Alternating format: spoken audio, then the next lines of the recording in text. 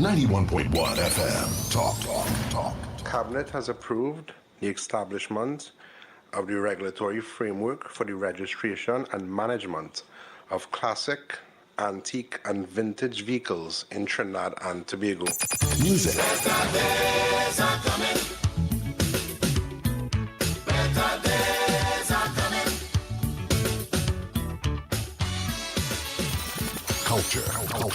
We are now in a state where I can now proudly announce that our gas production will increase by a significant amount given all the various projects that are now expected to come online. Engaging conversations, latest news, our music. This is Talk City 91.1 FM.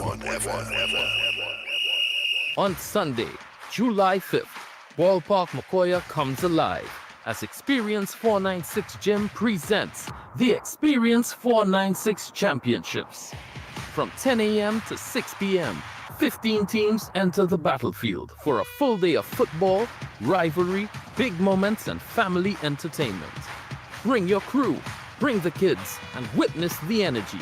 Experience 496 Championships. Sunday, July 5th, Ballpark Macoya. 15 teams, one field, one champion.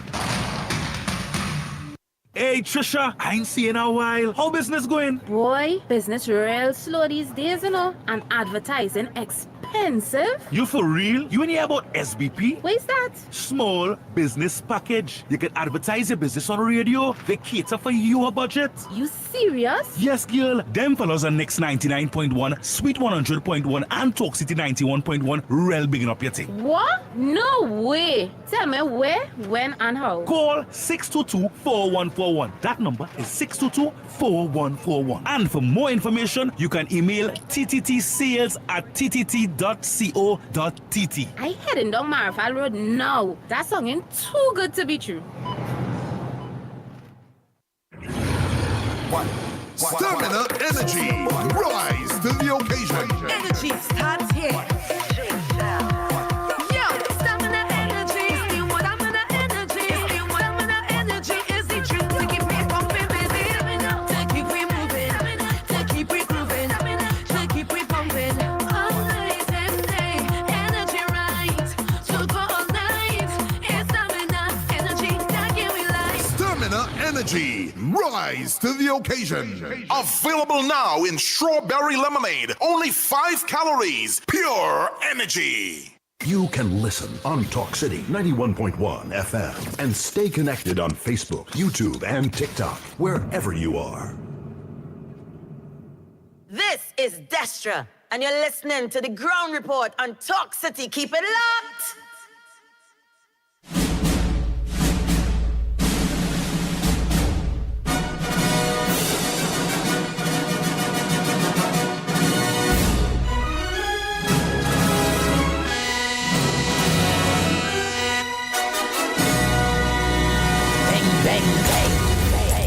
The Ground Report. The Ground Report. The government of Trinidad and Tobago is not closing down Petrotrin. The Ground Report. The Ground Report. I would think that there's been very clear that all the employees of Petrotrin will exit the company. All. The Ground Report with Andy Williams and Lennox Smith.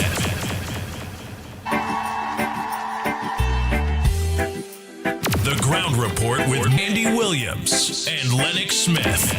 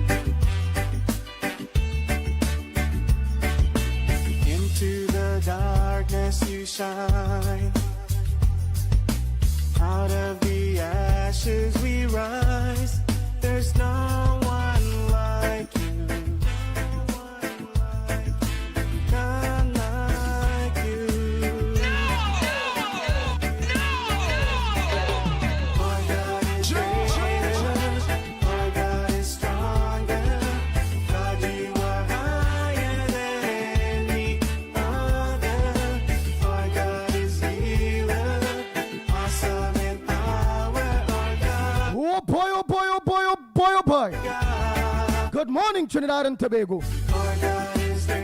Time check. It's 11 minutes past your hour, 6 o'clock, and you're listening to the Ground Report right here on Talk City, 91.1 FM. Let me say a pleasant good morning to all my drivers. All my drivers, a pleasant good morning to you.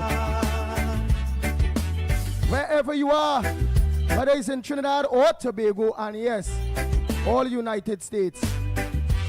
While driving with a trucking, yeah, look onto the Ground Report program. Good morning to all truckers, maxi drivers, taxi drivers, PH drivers, bus drivers, truckers, yeah.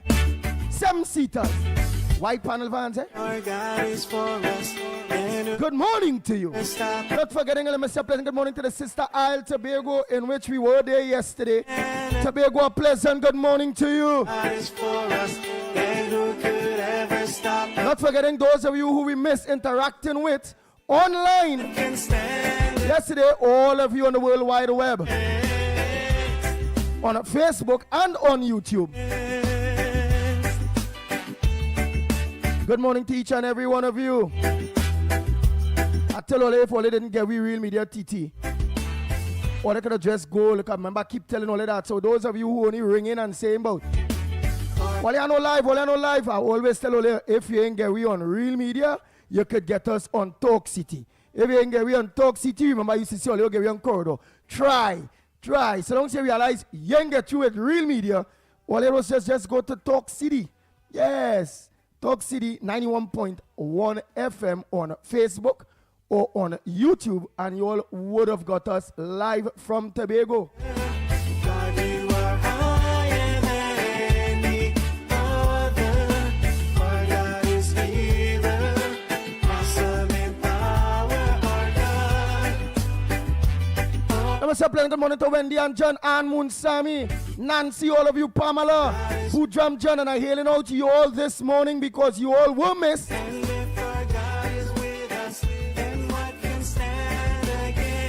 Soka Dolly, good morning. Pamela Palu, a pleasant good morning. Desmond Hines, good morning. And if our God is with us, then what can stand again?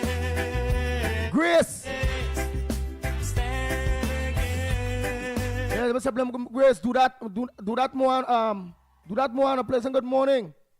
Oh boy. Do you want to think? We have a lot to talk about this morning, you know.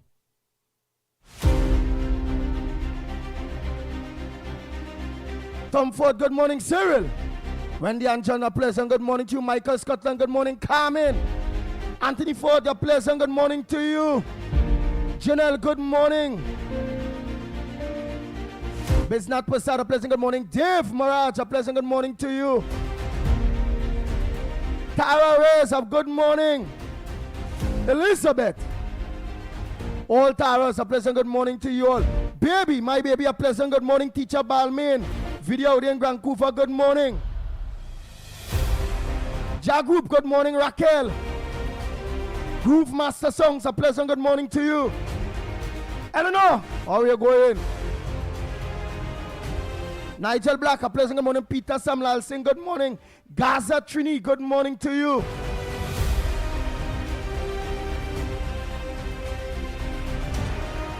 Sukal, a pleasant good morning. Anne-Marie Amin, how are you going, love? Good morning, Anne-Marie Amin. Marilyn Sicharan, a pleasant good morning to you. Matilda Rhodes, how are you going? A pleasant good morning to you. Timothy Roberts, good morning. Taradat, Ram Sarup, good morning to you. Mina, all Mina Rodriguez, Mina Steiner, all of you, good morning. Sita.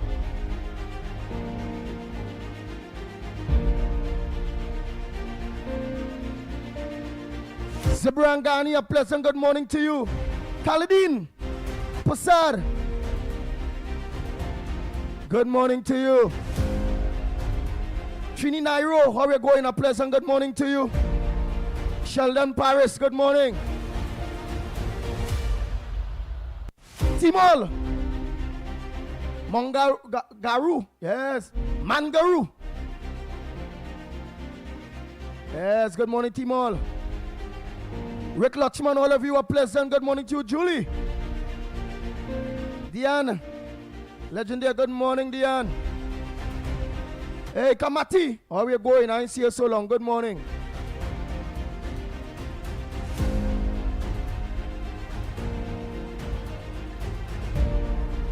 Yes.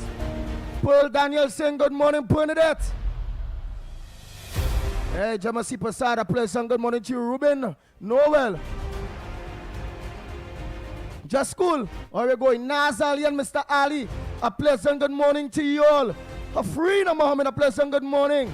Anthony Garcia, how we going? I'll call it today after the program. Or for matter of fact, give me a call after the program. I saw your missed calls. I did try calling you back. Farmer Kane Farmer, pleasant good morning to you.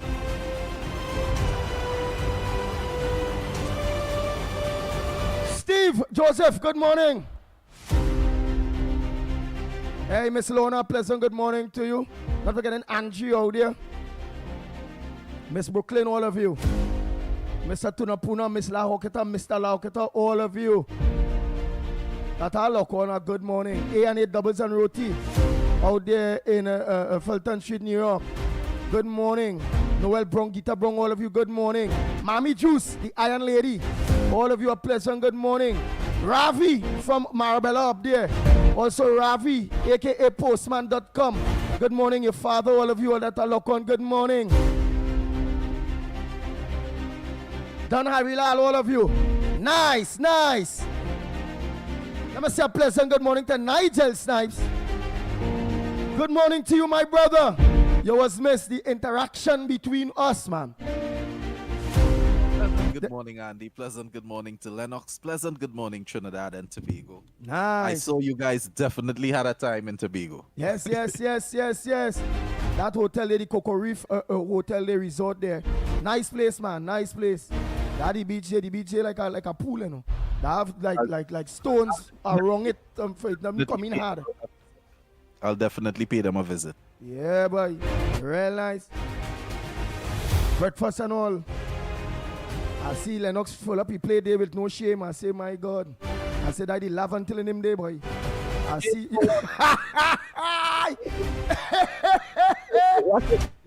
Feel shame to eat. Well, when I see bacon and things, so I say, oh, good. When I see hammer, I say, boy. Well, when I see take that amount of fail to take some. When I see you just leave back a little crumbs for good manners. Nah, it's still plenty more, boy. Them people have plenty thing there, boy. Plenty thing. But when I see he take the mountain, I say, Andy, you can't take a mountain partner. You just have to look for a pavement. Yeah. Keep face now, keep face. Lennox Smith, a pleasant good morning to you, my brother. Good morning to you as well, my friend. You look as though that food and that exercise, fresh breeze, and of course the proximity to the ocean. I think, it would be yes, it would be Caribbean Sea. Yes, that's where that location would have been in terms of water touching its shores. But I want to tell you, however, and I'm ashamed to say it, yes, I did take some sumptuous breakfast, and of course, I know I also was able to leave over some to bring home so that my son could also enjoy.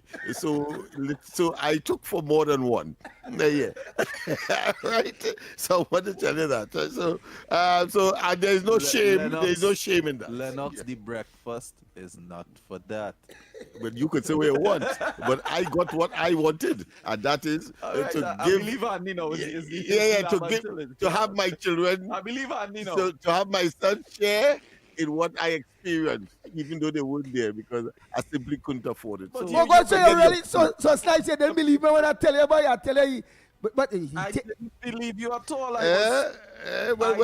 Well, I have confirmed. I said this is a man of class. Yes, of course. This is a man who understands how to behave when we carry him out. That's right. But that's clearly right. he doesn't. All of that. No, but I will never be last, even though you would wish for me to have class. let's get it clear. Let's get it clear. Good morning, everybody. Of course, East, West, North, South, Central in Trinidad. Yesterday, of course, I had the distinct pleasure of saying good morning to everybody, East, West, North, Central in Tobago. And then, of course, I mentioned Trinidad subsequently. But now that the reverse has manifested itself, so let me say once again, a pleasant good morning to all and sundry, East, West, North, South, Central in Trinidad. Our friends in Tobago, very, very good friends, because we made a lot of friends as well in places that one would not have expected to make friends, at the highest level, at the middle level, and at the lower level.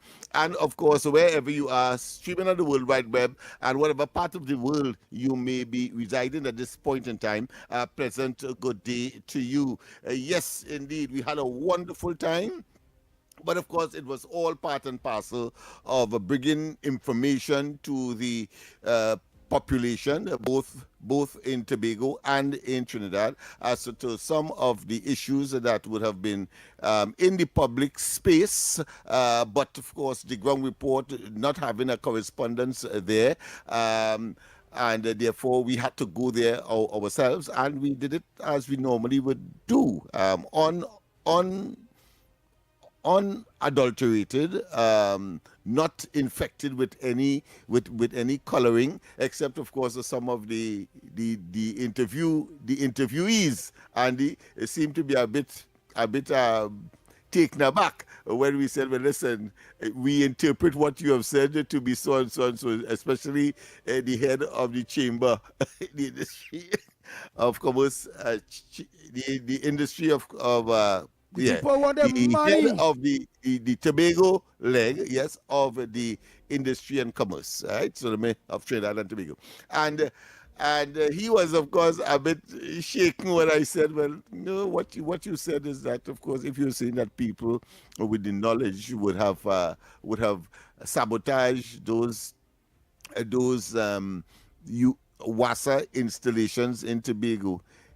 I interpret that to mean, and I had to be very particular, I interpret that to mean that because the contractors have not been paid, that they may have orchestrated such an event. He said, well, I didn't say that. I didn't say that. So he got a sort of a piece of the raw and the unadulterated ground report approach to getting the information there and making people understand that what they must do to avoid these things is to do the right thing. And I think that came across very... pay the people, man. It's not right. Let me be real, Trinidad and Tobago, as we are having a very open discussion. And what I like about the Tobagonians is that no matter what political party they support or how it go, whether it be in government or in THA, when it comes to seriousness, it's seriousness with them. And they have a point. It is not fair, especially for small businesses or for any business at all, that a government, whether who, owing people and would not pay people the money. If you all know, or they don't have the money to pay the people for the job, stop giving people work and then owing them and not paying them, and year passing and how much months passing, and then the bank had to be on the people workers had to be on them, the people cash flow getting eat up, and that is totally, absolutely not fair. And that is something that have been going on in Trinidad and Tobago for quite a while.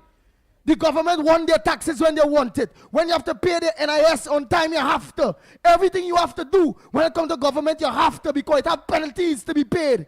But when it comes to paying poor people or paying contractors, it always is like they're robbing us.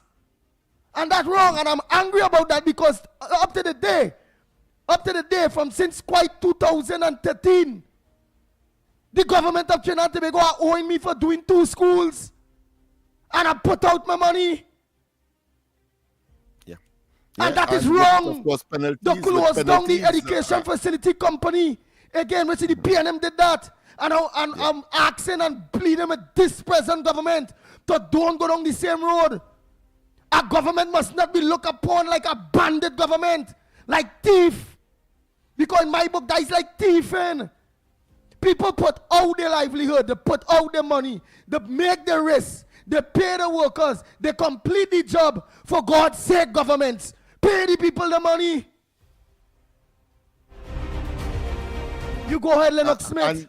Yes, and even when I mentioned that, has there been communications to at least appease and to make the entire incident at least fall on soft ground? Well, the chamber head said, how could you make such a suggestion? How could you make such create such an expression when in fact, as you rightly said, we have people to pay.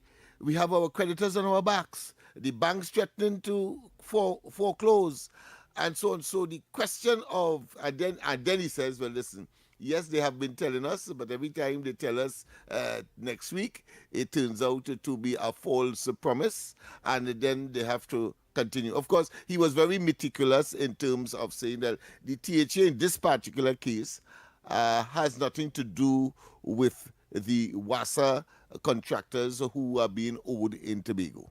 He made it very, very clear. And of course, we inquired, we interrogated him further to find out what is happening with respect to the THA, simply because the largest budget that the THA would have gotten after several years, I think it's about 7 or 10 years. And then he says, well, listen, they are trooping according to Jack Warner. You see the trooping, giving a piece here, giving a piece there, just to of course make things kind of settle out. But the fact is that was part of it. Is clearly unacceptable. 6 months and counting, they are owing. And I want to tell him, well, you see, we made a promise that we will raise it in Trinidad, and here it is. That's the first thing we have done this morning in the interest of the small business community in Tobago. So I trust that they are listening. We made a lot of friends, and this is part and parcel of that process as we continue to highlight issues that are affecting ordinary people in Trinidad and Tobago. Andy? Yes. So again, I know that the present government, the UNC MPs, ministers, and even if they, at this point, may not be listening, they have people always listening, and based on what's going to the ground report, it goes right directly to the ears. And I'm pleading with the UNC government to do not go down that road as the PNM when it coming to giving work and not paying people. Don't do that. A government don't supposed to set an example like that. No. I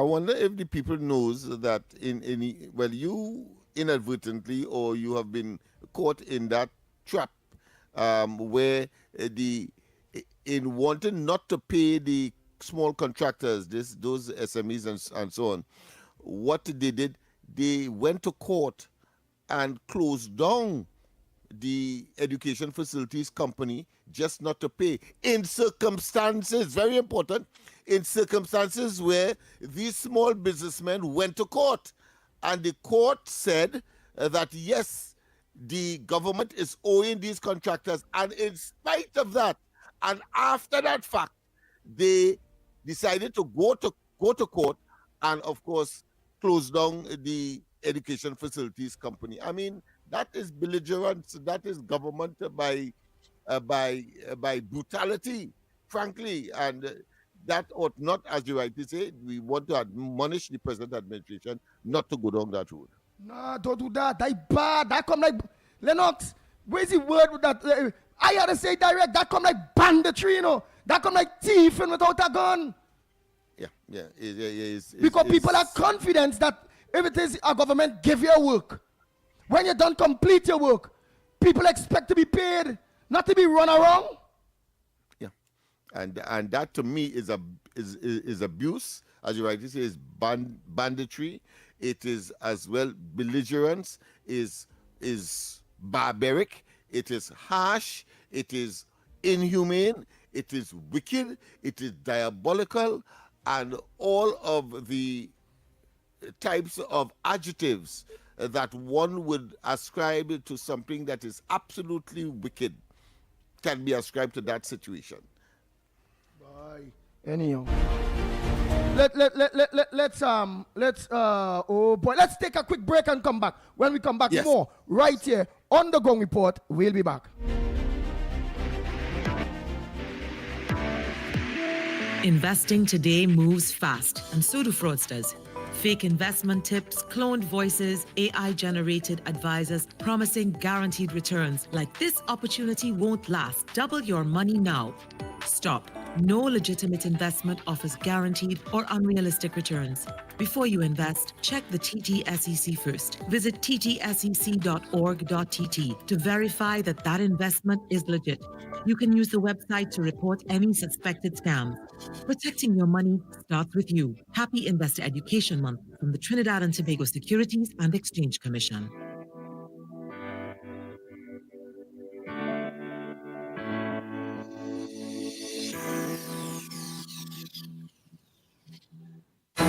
Your stories, your communities, your country. TTT News is everywhere, on the ground, across Trinidad and Tobago, and on every smart device. When it matters, we're there, reporting the news as it happens. Because your world can't wait. Your world moves fast, so do we. TTT News brings you the people, events, and issues that matter most. Stay informed, stay ahead. TTT News, every night at 7. TTT News, committed, accurate, relevant. Hey guys, need data on the go? Get a preloaded SIM card for as low as 40. Available at any store where you see the digital sign on the outside. Spot the digital sign, get a new number, preloaded data, and more. Spin to win. Win up to $750 weekly in cash. Digital customers can text the word SPIN to 8181. That's SPIN to 8181 to enter. Enter now for a chance to win cash weekly. This is Destra, and you're listening to the Ground Report on Talk City. Keep it locked.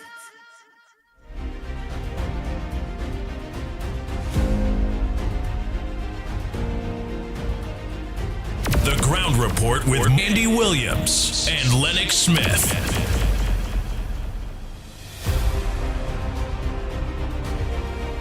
Nice. We are back.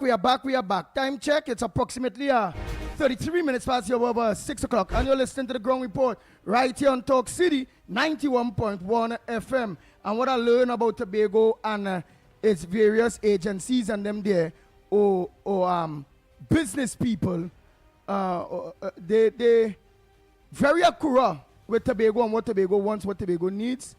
And they take their portfolios very, very, very, very serious. I checked that with them. Did you check out that with them, Lennox? Yes. In fact, they come across more in order than Trinidad, between me and you.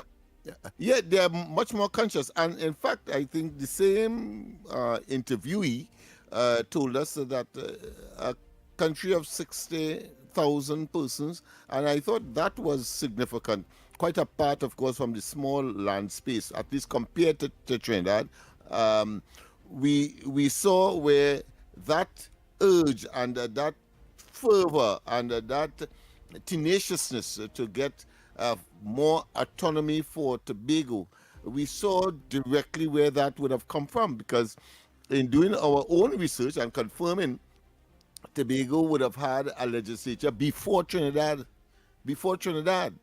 And in addition to that, I learned that Tobago is the only island in the Caribbean that changed hands among, of course, the colonial masters or the colonial territories from Europe, of course, more times than any other island, 31 to 33 times. I mean, that is significant. In addition to that, there was the smallest country, or should I say the smallest country that would have had colonial ambition.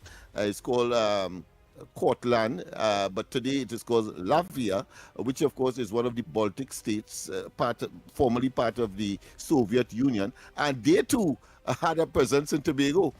And actually settled in Tobago as well. Apart from the usual suspects like the French, the British, the Spanish, the French, British, the Dutch, all of them would have had some hand sometime or the other in Tobago, and therefore Tobago has a very, very, very, very rich history. I think it's richer than that of Trinidad.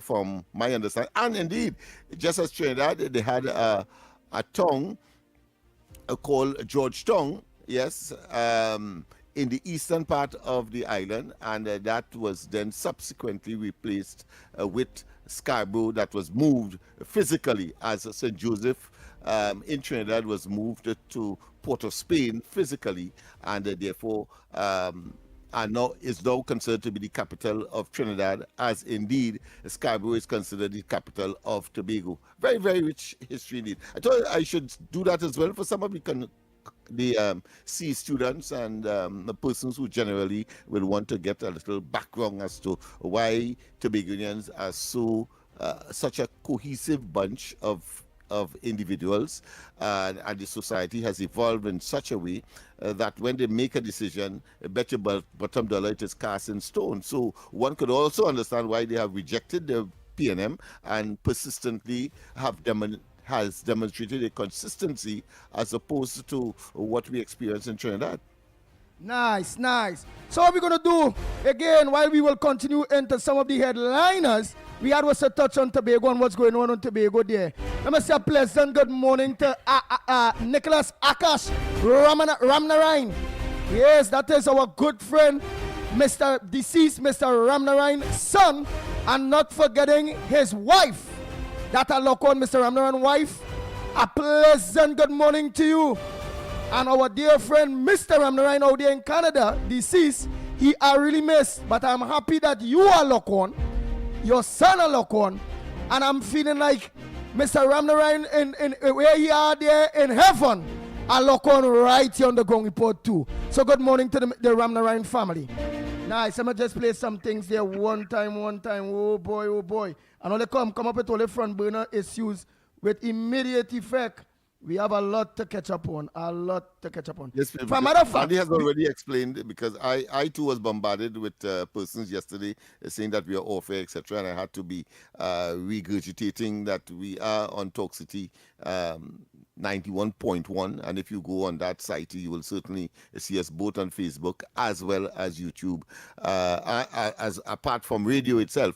So our apology if you were taken by surprise, but we are back here. When we always tell them, Lennox Smith, if all they don't get we on Real Media TT, we can always get us. Well, we did mention that you can get us on Talk City 91.1 FM, so you know how it is go. Oh boy, let's play this thing. So it's important. Go ahead, my friend. $500 million borrowed just before a general election. What that money was to do? Is it was to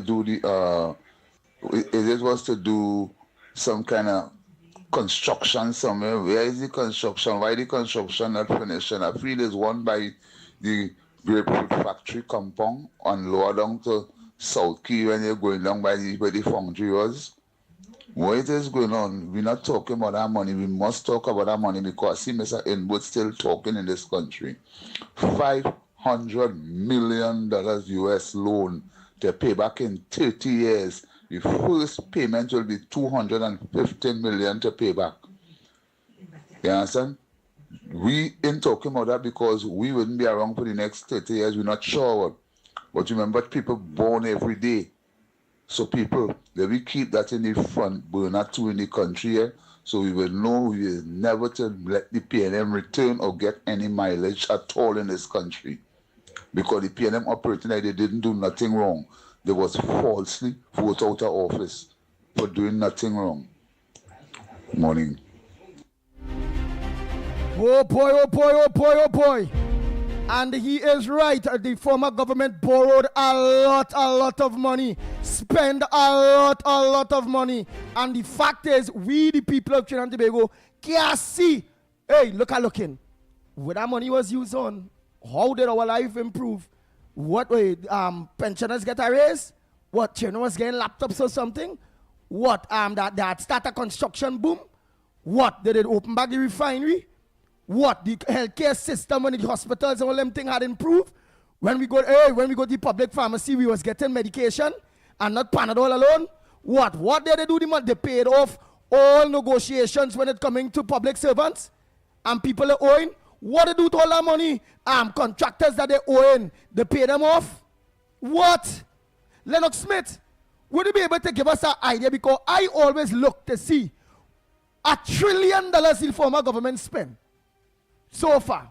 Over $1 trillion TT dollars. What the hell them do with all that money? Could you be able to pinpoint where that money was spent when it comes to the people of Trinidad and Tobago? Just a simple question I'm asking Lennox Smith.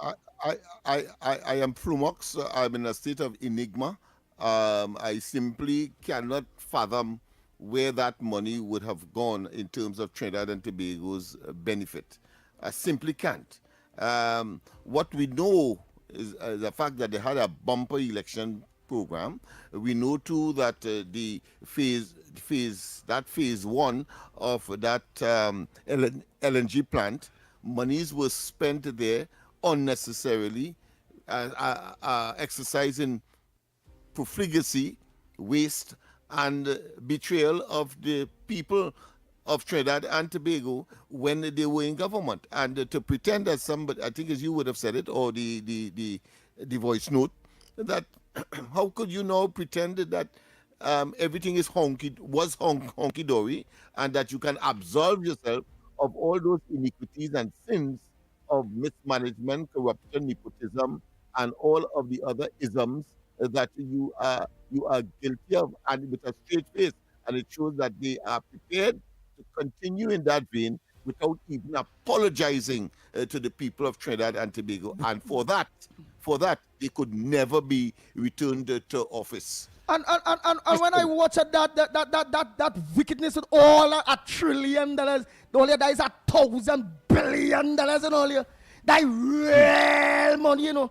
And you telling me the people of Tobago balling, and it had a Tobago administration in the early part of PNM, and it had a central government PNM in Trinidad. Yeah, and you telling control the entire gambit. Yeah, and you telling me only owing Wassa, owing the Tobagonians and them contractors and them money, not the THA. Wassa owing, and I calling on Barry powered up to organize all the other put things in place and pay people all your don't go down that dirty, nasty, stinking, dirty road of the PNM, whereby they're not paying people the money. That is wrong. When foreign investors seeing that kind of thing, our foreign investor will watch our country to want to invest in seeing that when you're going business with our government, the government is the biggest bandit it have. They're not different. The government and the bandits out there that robbing we are not different. The only thing is the government robbing we legally. And if it is a guide them to court to get your money. If they're wicked enough, they'll close down the company just not to get your money. Other than that, the bandits out there robbing we legally. Yeah. The PNM. It happened because you are a victim of that. Yeah, they went and rendered the entire exercise one in futility and closed down the education facilities company. But I want to say, we are not talking here by accident. We talk because there are factual antecedents to support and to endorse what we are saying. And that is why if we repose or we admonish you to repose your trust in the present administration, again, it is based on that reality. And what is the reality? That between 2010 and 2015, the PNM after 2015 inherited over $12 billion US in reserve. And at the end of 10 years, you only had, as this government coming back into office after the expiration of 2 terms in between, only had 4 to 5, and I want to be generous here, so I'm going to say 5 billion of that 12 billion to work with in the present existential situation. So understand, and in that time, they were calling the then government under the UNC and what arrangement they would have had a box drain government. By the time the PNM got out of office, they were calling them a pothole government. I mean, it's chalk and cheese. And therefore, I concur with the Prime Minister that, yes, the better days are coming. Right now, we have the Minister for Foreign Affairs, Sobers, is in the United States, in Washington, following up on the arrangement that would have been made coming out of the Shield of America that, of course, was signed up by several Latin and Caribbean countries with respect to benefits for Raise Lennox Trinidad voice and a little Tobago in bit this. there, so I'll be able to ting him. Yeah. I'm a little clear. So that we are clear in our perspective and in our preference as to who should be and ought to have been in government a very long time ago. It is not based on any emotion or any vike or helter-skelter or higgledy-piggledy disposition. No, it is about who could benefit Trinidad and Tobago with the resources that we possess, one, and two, with the vision that is required to, of course, ensure peace, security, and prosperity. Three fundamental pillars that any country needs in order to advance and to make certain that its people benefit from the largesse of the state. Nice. Let's go for that quick break and come back. When we come back, more right here on the Gong Report. We'll be back. Honoring the beauty of Indian heritage, TTT invites you to immerse yourself in Desi May as we mark Indian Arrival Month with color, music, and magic of Indian cinema. Throughout May, enjoy your favorite Bollywood hits and timeless classics, from iconic blockbusters to treasured favorites, bringing the heart of India straight to your screen. Tune in every Saturday at 8:35 p.m. and every Sunday from 4 p.m. to experience rich traditions, captivating stories, and unforgettable characters that continue to inspire generations. Plus, watch, text, and get rewarded for our exciting viewer promotion. Desi May, celebrating Indian Arrival Month exclusively on TTT. Your news, anytime, anywhere. TTT News brings you the facts that matter most, on air and online. More ways to stay informed. TTT News covers the stories that matter. Join us nightly at 7. TTT News, committed, accurate, relevant. Get ready for a powerful day of faith, healing, and renewal. Join us on Sunday, 31st May 2026 at the Center of Excellence from 7 a.m. to 5 p.m. under the inspiring theme, Rise Up and Walk. Be uplifted by dynamic speakers including Archbishop Charles Jason Gordon, Efter Dwight Merrick, Basil Strode, Deborah DeRosia, and Sean Julian. Experience prayer, praise, and transformation like never before. Tickets are available now from Eternal Light Community, Catholic Charismatic Renewal, and all prayer groups. Adults, $100, children, $50, under 12, and confirmation students.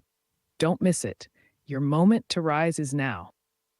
This is Destra, and you're listening to the Ground Report on Talk City. Keep it locked!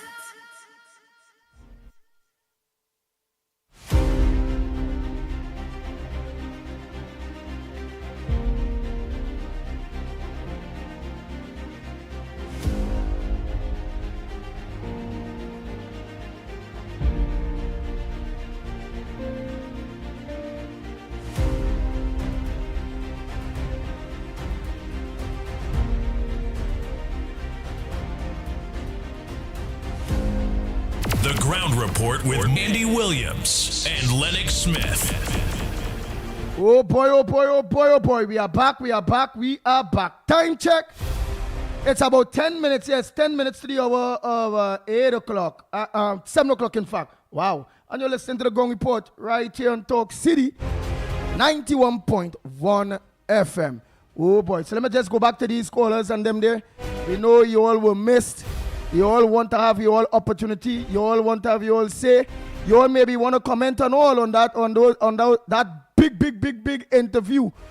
Interviews, in fact, that Talk City had in Tobago with the various stakeholders. You know, so you all may want to comment on some of the things that you all learn.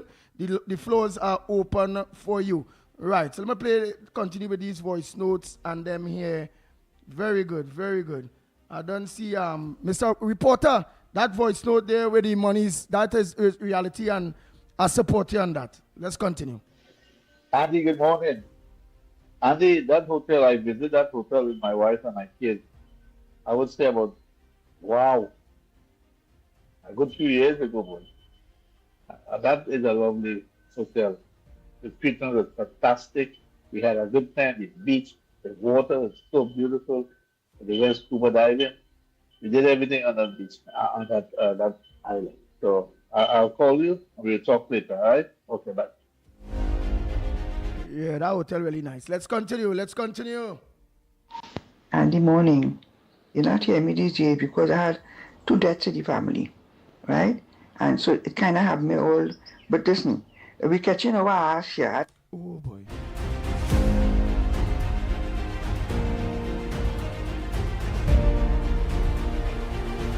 Any views or opinions expressed on the ground report are solely those of the hosts and callers and do not represent the views, policies, or official position of Talk City 91.1, its management, or affiliates.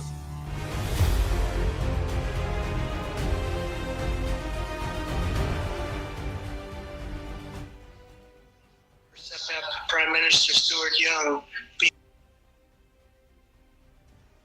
Good day, Andy.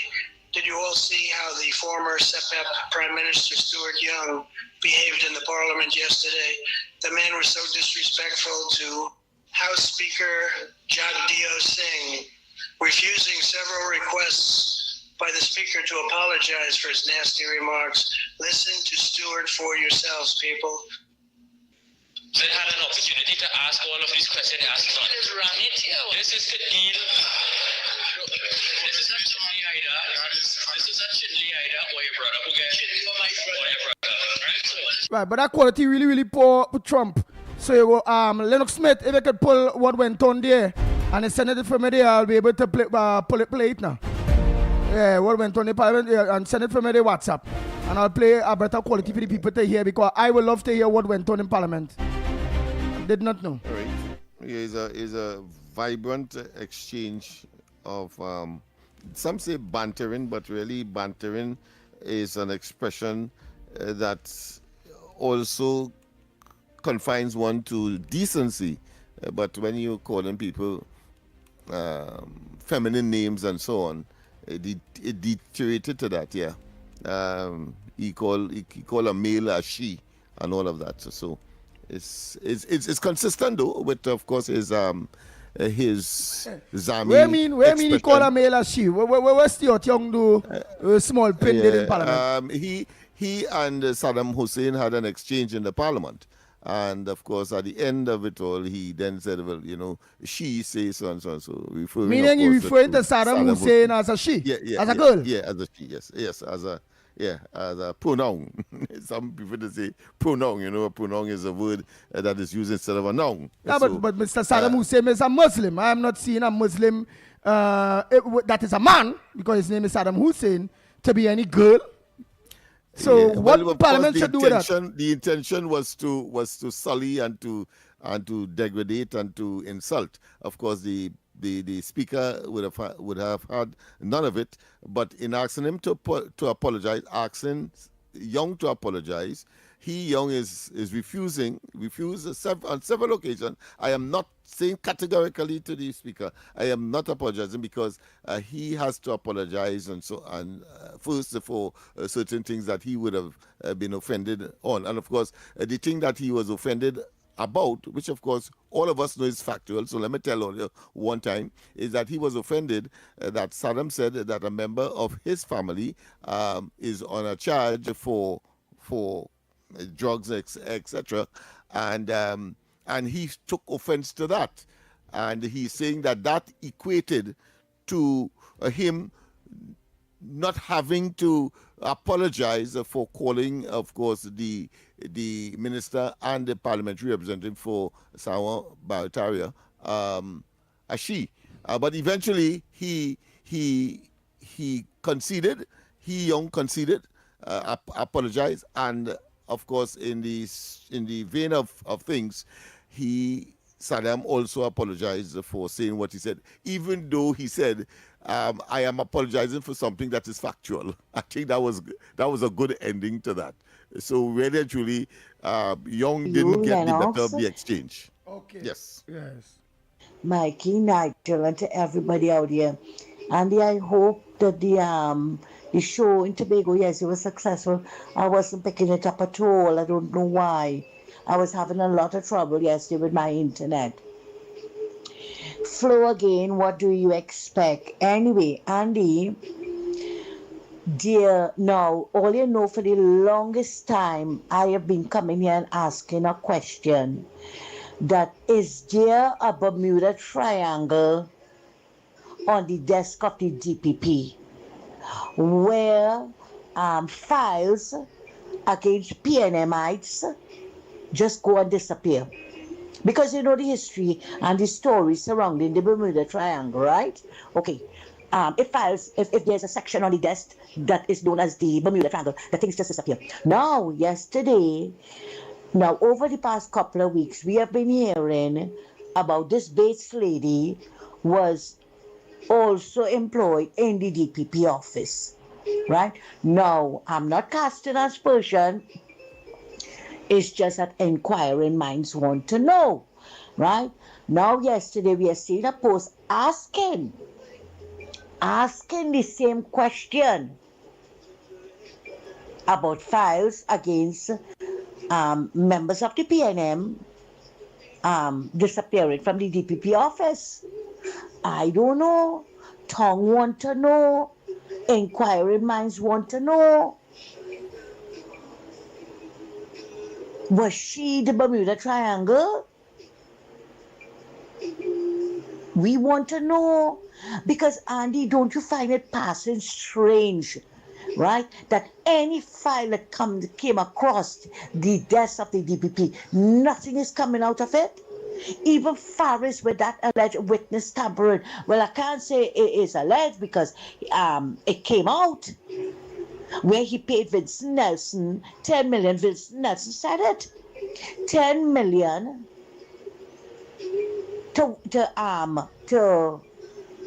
I could say lie, to testify against Anand Ram Logan and Gerald Ramdeen. And in addition to the 10 million, he was also offered perks with President Pardon, right? His medical bills being paid and whatever, until he turned against them because Cho Chong went to England and bust the mark on him. Why he did that for? If all is so wanted, this case to hold, right? Anyway, not wanted to stray. Faris. What about the 2 cars with Faris? The DPP ran to open back the case with David Lee when the case was thrown out because of insufficient evidence. Right? You run, I don't know where you get the evidence from now. Was it another email gate story? I don't know. We asking Andy. There are too many questions and so little answers. What about Camille and the handbag money? It was public knowledge that she lied to the bank about her source of income. The financial institution passed it on to the fraud squad. Where are the charges? Oh boy, and so much. And Miss Moonsami, better known as Santa Cruz, you are right with all what you have been saying.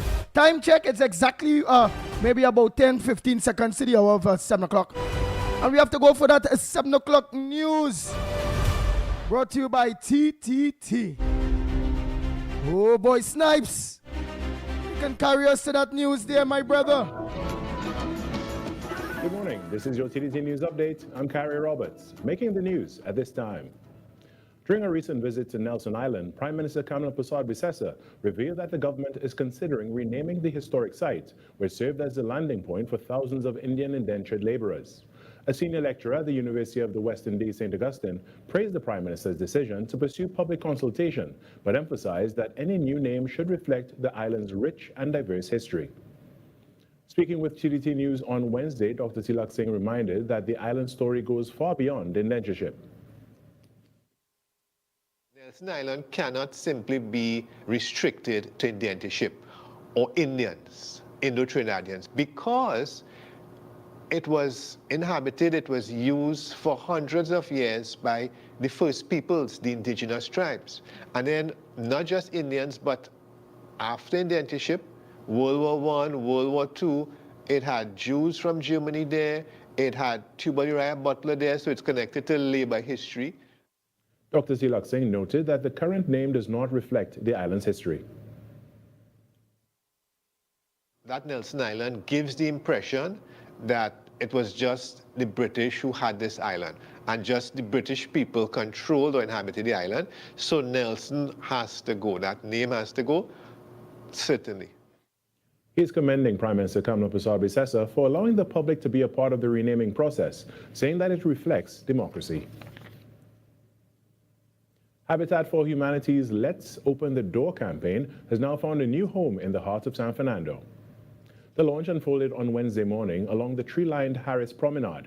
Communications Officer for Habitat for Humanity, Quinton Dixon, noted that the initiative forms part of the organization's Golden Jubilee celebrations, marking 50 years of opening doors and transforming lives. Helped in excess of 65 million families globally. And so to celebrate that, we have launched this global campaign called Let's Open the Door. Specific to Trinidad and Tobago, we have taken this campaign from the greens of LRC at UE Campus, St. Augustine, to the fields of Port of Spain, Brian Lara Promenade, and today we are at Harris Promenade. Mr. Dixon said the campaign will also be taken to the Esplanade in Scarborough, Tobago next week and encourage the public to get involved. And so we are just trying to raise awareness for all the work that we do as an organization, because the goal and hope is to open 65 million more doors. We are asking the public to come out to meet us at the activations. Don't be shy to come up to the doors, even when you see in the cameras. Come up, scan the QR codes, ask us questions about what the doors mean, what the campaign is about, and how you can get involved. Bank 5 for Fun cricket program returned to Trinidad and Tobago for its second installment, launching on Wednesday at the National Cricket Centre. The initiative is designed to introduce primary school children to the sport while nurturing a lifelong love for the game. The grassroots initiative, targeting children aged 8 to 12, will involve students from 100 primary schools across all 8 educational districts, offering coaching and cricket fundamentals through a dynamic short-format version of the game. After a successful debut in 2025, the program has returned with strong support from the Trinidad and Tobago Cricket Board, Cricket West Indies, and the Ministry of Education. TNT Cricket Board President and Cricket West Indies Vice President Azim Basarath hailed the program as an investment in the future, underscoring its role in developing the next generation of cricketers. And that's what's making the news at this time. When we come back, it's hour number 2 of Trinidad and Tobago Today.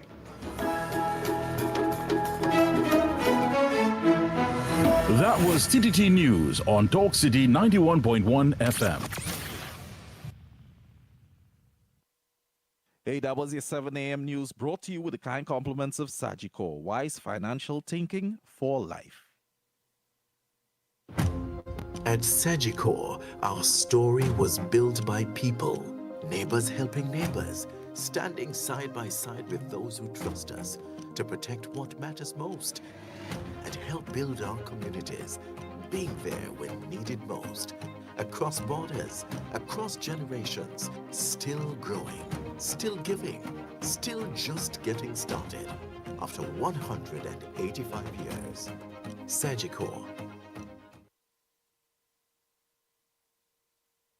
Talk City 91.1 FM. Talk. The cabinet has approved the increase in the permissible age of importation of foreign use right-hand drive private cars, that's sports utilities, SUVs, sedans, and station wagons powered by gasoline, dieseline, or compressed natural gas, CNG, from 3 years to under 8 years and under from the date of manufacture. Music.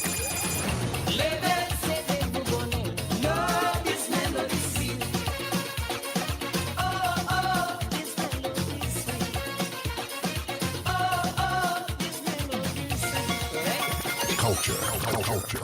As Prime Minister Kamla Persad-Bissessar has announced recently with our revitalization master plan, we are open for business. And a key area, a key focus of that master plan is, of course, the energy sector and the energy hub. And we will be open for business, not only for Nutrien, but for all other players that wish to discuss their investment portfolio with us. Engaging conversations, latest news, our music. This is Talk City 91.1 FM. At Sagicor, our story was built by people, neighbors helping neighbors, standing side by side with those who trust us to protect what matters most and help build our communities, being there when needed most. Across borders, across generations, still growing, still giving, still just getting started. After 185 years, Sagicor. This is Destra, and right now you're listening to Talk City 91.1. Keep it locked. The ground report, the ground report. The government of Trinidad and Tobago is not closing down Petrotrin. The ground report, the ground report. I would think that there's been very clear that all the employees of Petrotrin will exit the company. All. The ground report with Andy Williams and Lennox Smith.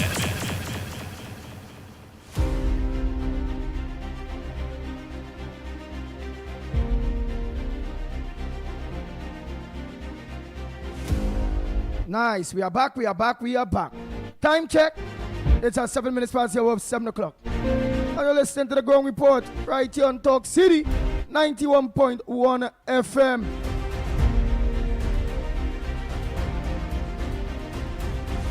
So we got the drift there with Miss Santa Cruz there and her contribution this morning. So let me continue there. Oh boy. Morning, gentlemen. You know, it's funny in this country. We don't see no Syrian getting locked up or crying out in royal jail. Let me see you by the time there, Lennox Smith. I know he's a very busy man. You know. We hear politician come, politician go, whether it's PNM, UNC, whoever it is. You hear nobody getting locked up. All you hear is accusations and innuendos about this one and that one and the family. And they're playing we as fools. Because all the crime we're accusing each other of doing is only the average person on the street is full in the jail. So how we really expect crime to finish? Every 5 years, every day in Parliament, they water in my mouth. Since back in the Manning days, we know who Mr. Big is. Up to now, we can't hold Mr. Big. Aggregated have the exclusive rights to transport prisoners. And all we know is an ever-ending contract.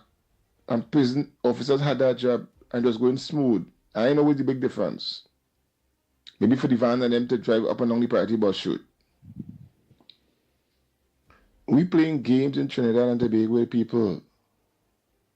Here we're talking about Belmont now. It was Laventine, now we're going to Belmont. I'm really moving the goalposts and nobody of power, of authority, we see walking down St. Vincent Street, Ryson Road, St. Frederick Street, Aruka. We playing games. All we're doing is turning on each other as the average person is the ground report is 95.5, them is PNM. Ground report is UNC. This one is this one is that.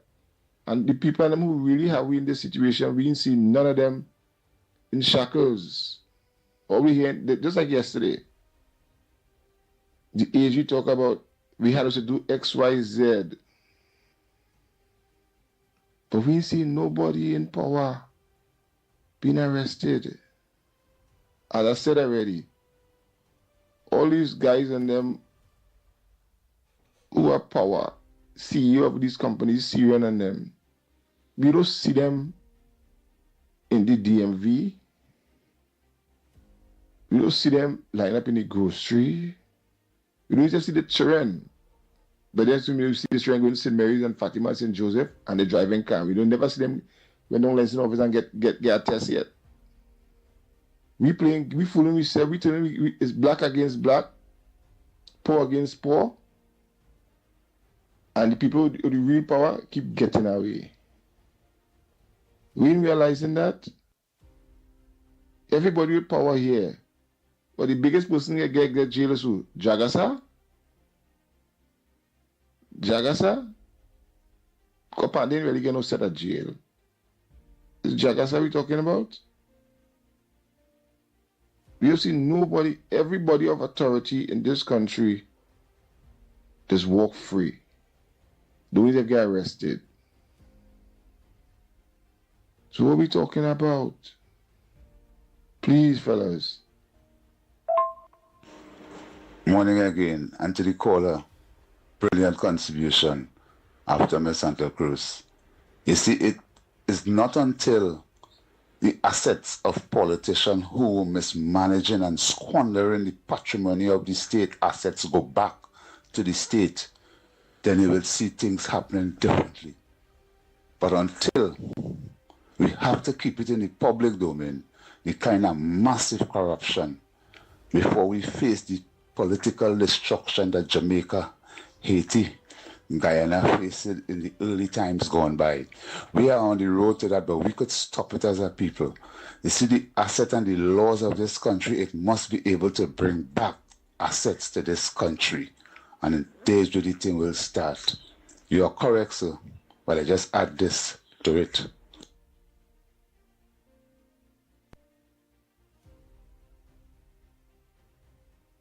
Andy, good morning. Andy Smallpin, he acted the way he was brought up. He was dragged up. He wasn't brought up the right way, calling people names like Lennox said in the parliament. And one of the president or the TIG, is the president, asked him, Gabriel asked him to apologize. He would not apologize. And he wanted Saddam to apologize, but Saddam didn't say anything. Saddam didn't call him name. He had to where his daughter. He was, none of his family get charged with drugs and money, and that had nothing to do with personally directly to him. So he get offended about that. I started calling him, and I say again, like Smallpin, he was not a brought-up kid. He was a dragged-up kid with money. So he think he could say anything he want, but I'm very disappointed, Mr. Jackson. We should have put him out. Put him out. But he have a sore fat, Mr. Jackson. He should have put his speaker should have put him out. Make an example of Smallpin. That's what he should have done. Make an example, put him out because he's his army man. The man is disrespectful, very, very disrespectful. Hi, Andy. Good morning. I suggest there should be a committee to overlook how government spends taxpayers' money. Okay? It comes like who is guarding the guard? Okay? Also, why is one type of people doing home invasions, robbing, murdering, even their own kind, and then blaming government and that kind of thing? It's in your heart, it's your mind, it's your soul. Where are their parents? Okay, and why others not doing it? These people need to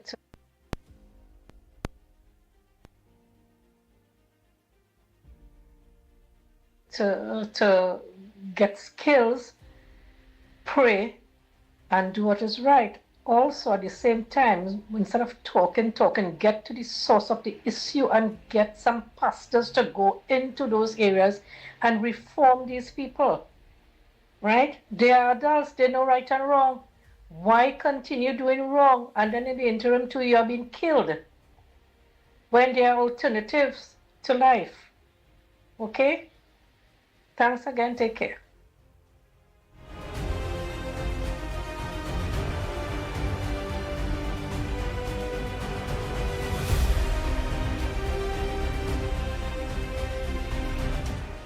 We said, morning again, we said, Rowley and the wife take the son into Tobago. Look how much years is that? You can't make him prime minister. What to that matter? This big boy NH with the girl, 17-year-old girl get raped, he get charged. What to that matter? The average person does suffer in prison for more time than the actual crime cause or time they're supposed to serve. We're not complaining about these things. All we're hearing is the DPP talking about we are no lawyers, we are no this. If by grace of God, one big case in the country, within 6 months that case done. We have too much of double standards in the country. And nobody saying nothing. All we do is coming on radio. I was at PNM, back on to UNC. I was at UNC, I gone to PNM. And we train big stone and marbles, but nobody of substance is paying any price. So how we expect things to change? All this shooting, who gave them the guns? No, the average person in the hood, ain't no money to buy no gun. Look, all these Dolce, all them gone. But the people who really doing these things still here. Those are people, all those who gone was third hand. The Syrians still here, the upper class 1% still here. So what we doing is a cycle. The funeral homes doing booming business all of a sudden. Them doing big business in Trinidad. So what we doing? We keep talking. We're not talking of real substance. How we talking about how the big boys ain't really getting hold? They that clean? Look at the food prices with the masses and the true values. In all these supermarkets. The Chinese come here and they prosper more than people who born here. So what we doing? What we doing?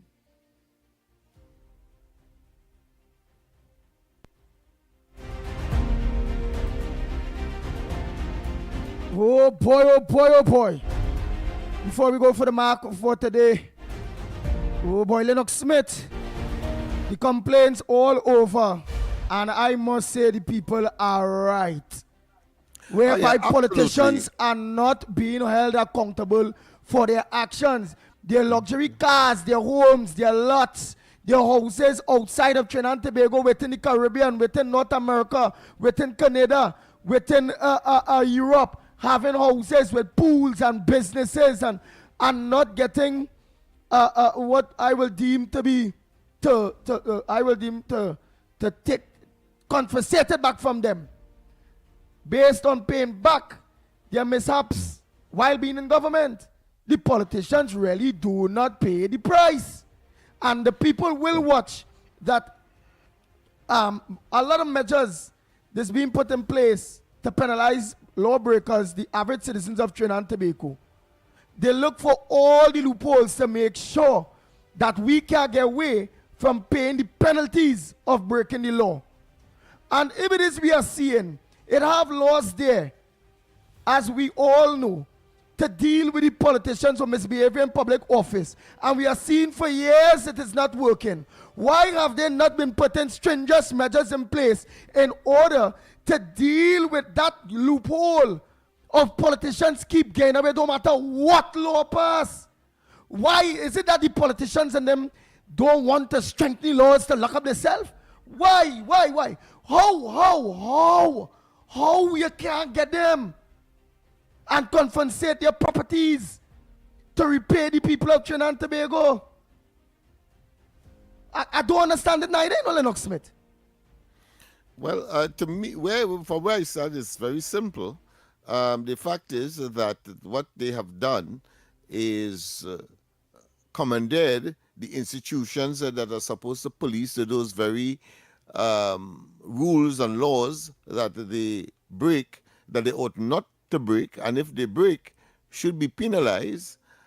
They seem to be dysfunctional. So that, for example, the Office of the Commissioner of Police is supposed to be independent, and therefore with the responsibility of pursuing all criminal, alleged or otherwise actions, which would include, of course, the Integrity in Public Life Act, if you want to deal with, of course, politicians in office, or out of office because they don't have to be in government. They could be just sitting in the parliament or associated, of course, with a particular political party. And what has happened is that they seem to be insulated from that simply because they have commandeered, as I said, these institutions that are supposed to be independent and look to make certain that these people are held accountable when and if allegations have in fact been made or actions that would have contravened the existing laws manifest itself. And we have seen it's too many allegations and too many repercussions of those allegations, meaning that people are poor, etc., being poorer, no work, etc., whilst they seem to be striving, and there's nothing. The institutions that are responsible for policing these pieces of legislation seem that their hands are tied, and that I think is the issue. Putting another group to monitor that, then you'll have to find yourself in a situation where who will monitor that group and who will monitor that group, and so you go on. So you have to have what? Yesterday we got it very clear in Tobago. People with the integrity, commitment, dedication, moral, and ethics. That is where I believe we have fallen down. Because if you have the ethics and you have the standard that is required, it means, therefore, no matter what, even if it's yourself, you have to come and say, listen, I have offended the law, this is a breach, and therefore I must be held accountable. Police, here am I. Do your investigation. I am confessing. You would not get that. Lennox, but this I'm saying. That and 4 green cow right. the road, you wouldn't so see. that is what is required. I think Andy and Lennox, I think you uncovered a landmine, and let me just reiterate and point it out, because you gave so much good information a short while ago that people may have missed, and that is the fact that the office that is responsible for placing these charges may have a problem, which is the office of the Commissioner of Police and the DPP office. Yeah. So let's not walk around the issue. Let's shoot from the hip, as my good friend Skippy would say. But it's not that there's a lack of laws to say what not to do. But if I can politically control you, that's it. Then you're not going to interfere with me. That's right. I'm your friend. I am responsible for you being a DPP. I'm responsible for you being a commissioner of police, and of course, down the what I consider be the decision-making chain or the authoritative chain, and a lot of time, as a consequence, this is what we have. A lot of time, we have people that try to walk around this particular issue. Yeah. Because no constable could go anywhere and lay any charges against any minister. Yeah. Unless you catch him in we had the ludicrous situation where a sitting prime minister, head of the National Security Council, one of his ministers, a senior minister, is being charged, and he said, "Listen, I don't know anything about it." I'm talking about Marlene McDonald. Yeah. The then Prime Minister said he don't know about it. And of course, who in the right mind will believe that? I mean, it is virtually impossible. However, if they were not, or if the situation was not as glaring as it was, and they didn't want to get her charged, she would not have been charged. Fact. That's the other side. Total fact. That's all. Yeah. Total fact. So when the integrity, we are left with the integrity of the people, the sense of moral and ethical values. Again, and it's still not function. only. I disagree that it's not only the integrity of the people. It has to happen from the top.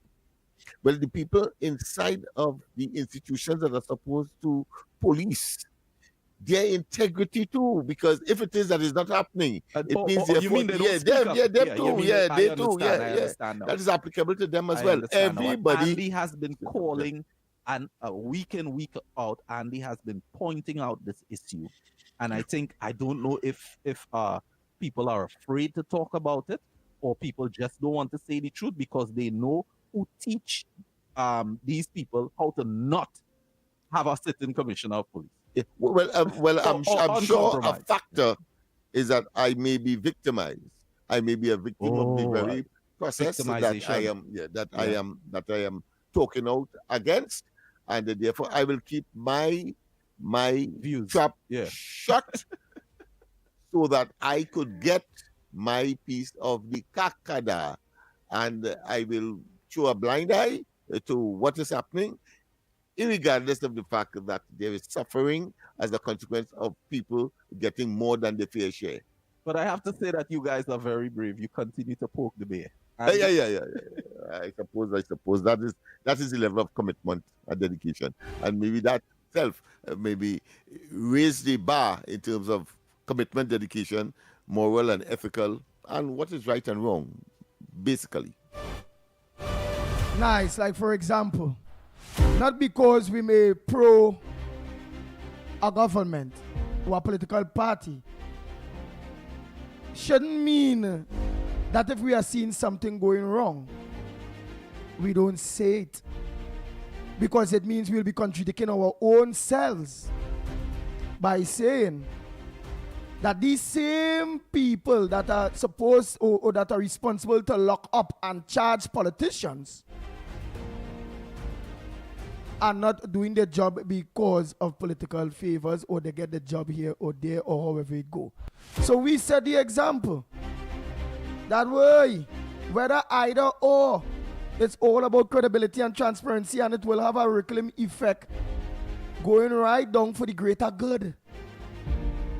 So the DPP and the police commissioner them had to organize and get that moral turpitude, like we boy Justice Frank C. Prasad. Justice Frank C. Prasad is a church-going man, despite of what? And despite of what party, what this, what person, what ethnic group. Most times you see he hand down very, very, very even balanced judgments, whether he like it, he don't like it, or if it go. He carry out the law with integrity and commitment. And that's the trend that have to be set for all media houses, whether it be a talk show program, whether it be a TV show program, radio talk show, or television talk show, or whatever it is.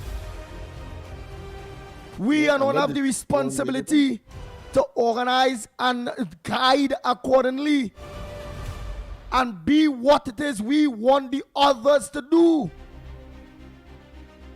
Ah, boy. And let the chips fall where they may, because the sanity and the progress of the country cannot advance with the level of dysfunctionality, particularly among institutions that are crucial for the advancement. We're going to go down that narrow and painful track of degradation and deterioration. That's it. Yeah. Them have to understand. Adi, I see that the whole question of home invasion has taken a different, another twist. As two sisters were home invaded, got beaten and so on. I understand a young man of secondary school age. But their two dogs were poisoned. That's the point I was making. Two dogs were poisoned in the process. Yeah. Go ahead. But go ahead, caller. Good morning, gentlemen. Good morning to you. Yes. Good morning.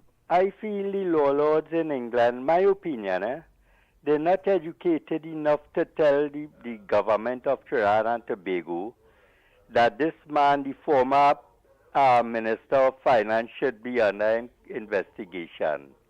I don't think them have enough knowledge to be saying them things. There are nothing coming out of them things. Thank you. Again, the magistrates and judges and them and the law lords and them could only make the thing. It's up to the people, it's up to the institutions responsible to deal with it. Right, like for instance, and we talk about that the former finance minister, as they say, the law lords and them say, well, he should be investigated with the whole process of this lady that is in charge. How we call the lady?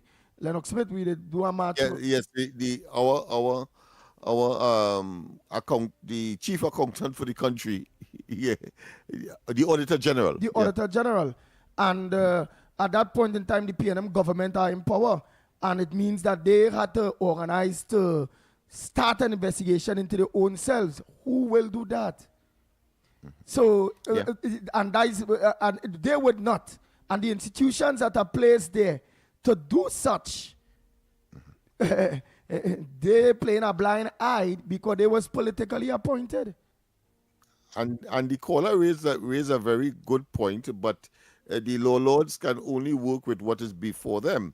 In that particular case, they recommended there is something called ratio decidendi, which is the reason for giving a decision based on what caused the law lords to adjudicate on a particular matter. And then you have, of course, something called ratio decidendi, and you have, of course, obiter dicta. Well, the obiter dicta is not binding, but in the obiter dicta, they did ask the question as to why the then sitting Minister of Finance was not also investigated. Well, it was the option now of the administration at the time to say, listen, well, based on the obiter dicta of the Privy Council, we should do that. But that never happened. It would not. A government with integrity and with respect for the highest court in our judicial jurisdiction should have engaged and launched an investigation into the then sitting Minister of Finance, because that was a disquieting issue found out and projected by the Privy Council, but that never took place. Ah, boy. Yeah. Oh boy, let's take a call. For a matter of fact, let's organize and go, and we'll take some calls right after. What was the marks for, well, not yesterday. Oh boy. What's your mark for today? Yes, Trinidad and Tobago, what's your mark for today? What could you give up a follow up on what played yesterday, Snipes? Sure, no problem. I can do that. All right, nice. So the last day that we would have took numbers from the public, we had via our callers 36 donkey, 9 cattle. This is Tuesday. Yeah. 36 donkey, 9 cattle, 26 fowl, and 14 money. The first winning mark of the day was 6. That was followed by 5, followed by 13, and followed by 19. Your capiche on that day was 20. So we got none of the marks on Tuesday. Okay. Yesterday, however, we did not have the mark of the day because you guys were in Tobago. The winning numbers were 23, 33, 31, and 23 again at 7 p.m. Wow. Wow. Well, okay, Trinidad and Tobago, what's your mark for today? Let's give us those 4 marks. I'm going to give you all that capiche mark. Oh, boy, oh, boy, oh, boy, oh, boy. Let's go. Let's go. So the lines are Good open. morning. Good morning. Morning, Andy. Morning. All right. My mark is 32 short. What is it? Just lower the volume on your device that is close to you. But what's the mark? Repeat it. You heard it? Yeah, sure. 32. 37. 32. 37. It can be 37. Yeah, 32. Oh, shrimp. Okay, 32. Thank you. You can have 32, yes. All right, let's go for the next 3 more. Oh, boy, oh, boy, oh, boy, oh, boy. Who's going to put money on our table this morning?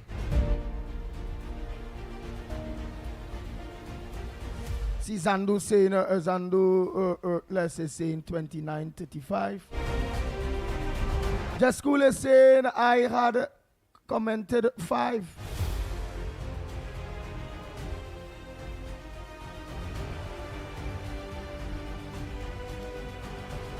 So the line's open. Let me give you the numbers.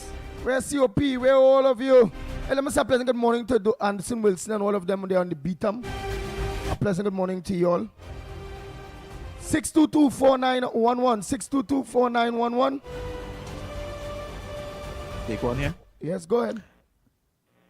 Good morning, guys. Good morning. Long time you all haven't heard Merlin. Hey, Merlin, how are you? I'm going good. Very and you good. won't believe it. At 77, going on 78, I love my 32. And I'm going 32, 52. Oh, boy, so she's going with the same 32, man. 32, shrimp? Yeah. Yeah. Oh, boy. Somebody say, Andy, number 1 is the mark. Let's go again. Hello, welcome. Morning. Morning, Andy. Morning, Lennox. Morning, Snipes. Ay. Dirty man here, man. Tabakit here.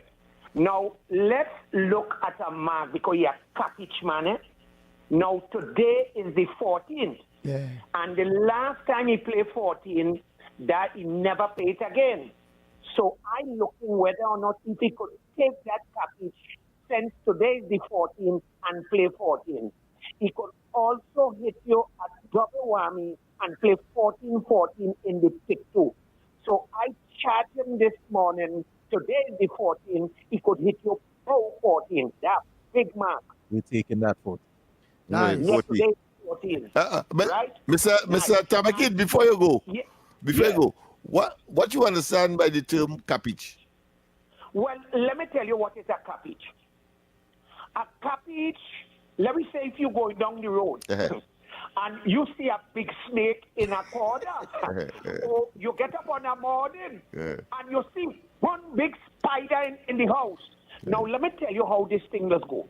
You see the first mark you see, and if it's a cabbage, you go and play that and don't tell nobody because sometimes the zombie in the playway, sometimes they could take away your luck. If you know what I mean? Yeah. So cabbage is kind of luck. All right. Well, look, that is how the bacchanal does go. All right. So this man, he's a cabbage man. Now, I don't know if you realize, he just plays things in sequences.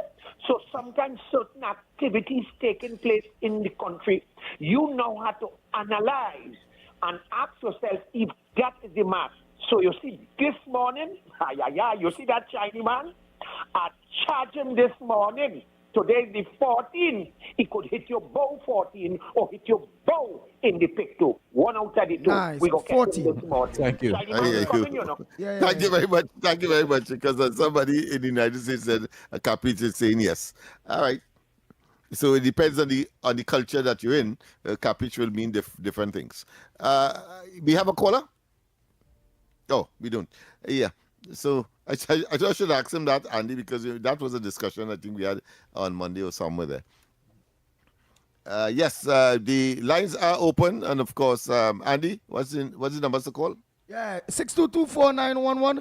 622-4911. Go ahead, caller. Morning. Go ahead, caller. Pleasant good morning to you. And Andy William, good morning to you. And good morning to you, Lennox Smith, and good morning, Sniper. Good morning, my friend. Andy Williams, that 23, that 31 was too blessed mark they play yesterday. All right, you get you. Oh, boy. So what for today? Let us know what for today. That is not conversation for the public. I go in with 28. And why I like 28, I see earlier trying to catch some fish. And what make me play that 23 is that big hotel all there was in Tobago. That will make me play that 23. And why I going with 28 this morning?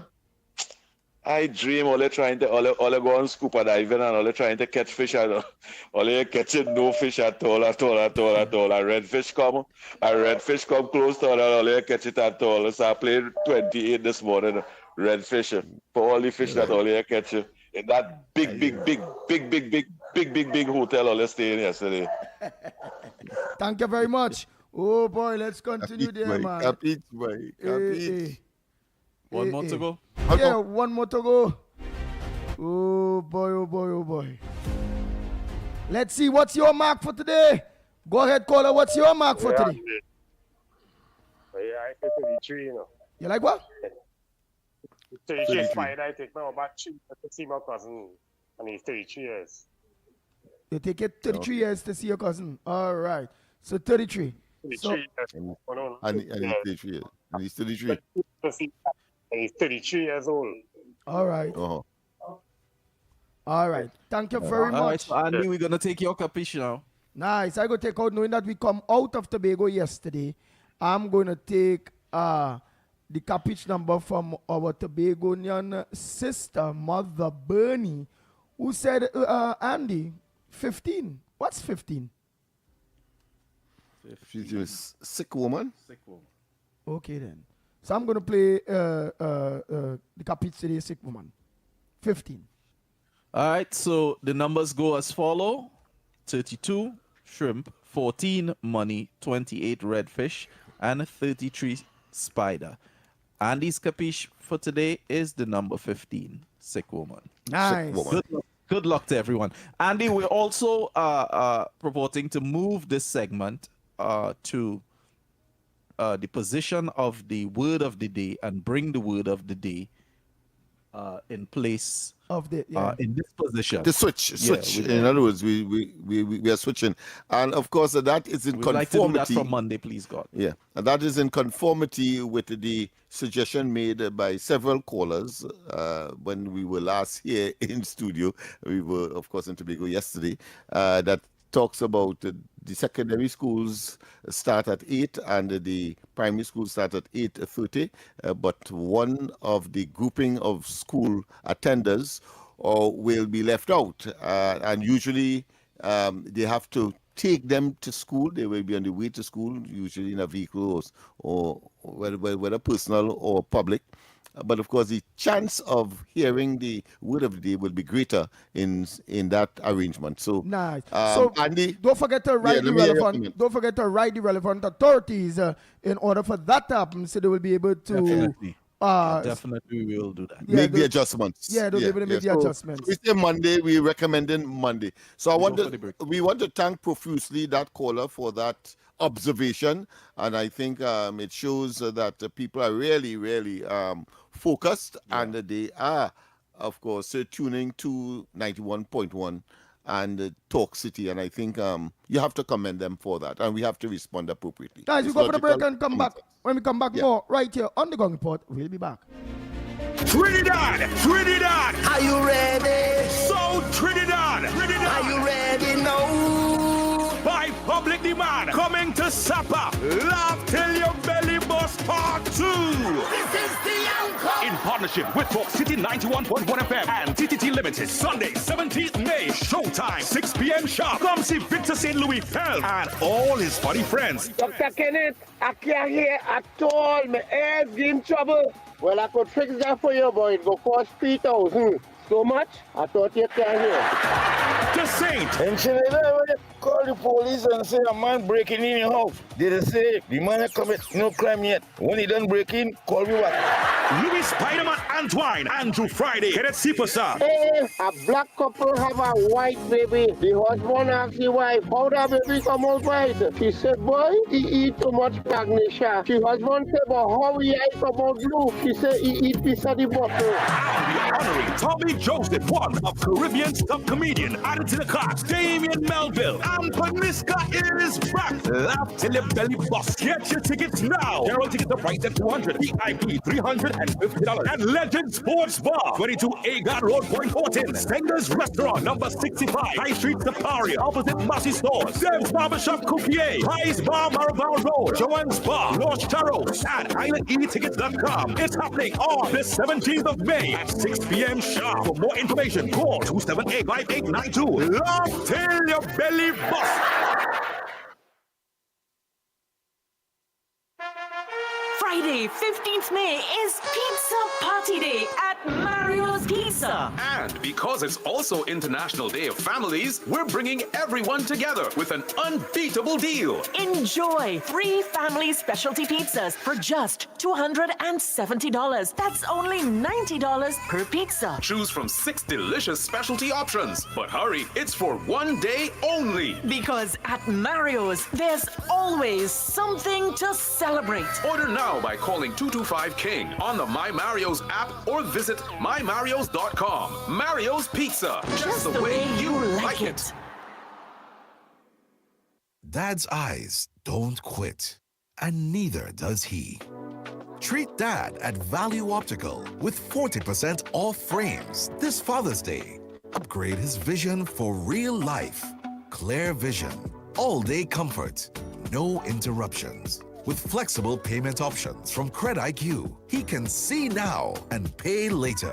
Plus, win $15,000 in vouchers and luxury car rentals from Sixt Rent-A-Car and SS Mobility. Call toll-free 800-2020 or visit any Value Optical nationwide. Available until June 21st. Conditions apply. Value Optical.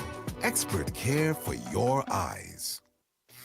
Protect yourself from electric shock or death. Before conducting repairs close to overhead lines or the point of connection to your home, contact Tech to request a temporary disconnection. When driving tall vehicles, ensure they do not exceed 15 feet. Do not lift lines to allow vehicles to pass. When carrying out underground works, contact Tech's area offices to ensure there are no underground conductors and cables before digging. At Tech, safety is our priority. Tech, the power to make it work. Your world moves fast, so do we. TTT News brings you the people, events, and issues that matter most. Stay informed, stay ahead. TTT News, every night at 7. TTT News, committed, accurate, relevant.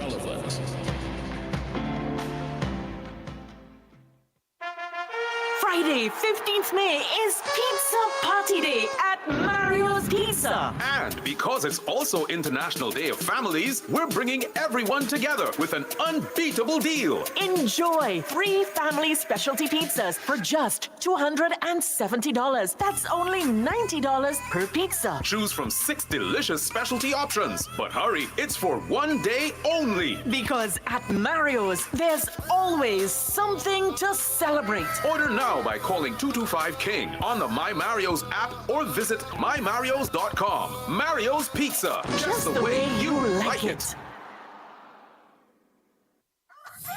Looking for fresh, high-quality eggs? Get yours from D's Fresh Eggs, your trusted source for wholesale and retail. Whether you need jumbo, large or small, we've got you covered with freshness you can taste and quality you can trust. Call now to place your order. 1-868-713-7151. D's Fresh Eggs. Fresh every day, just the way you like it.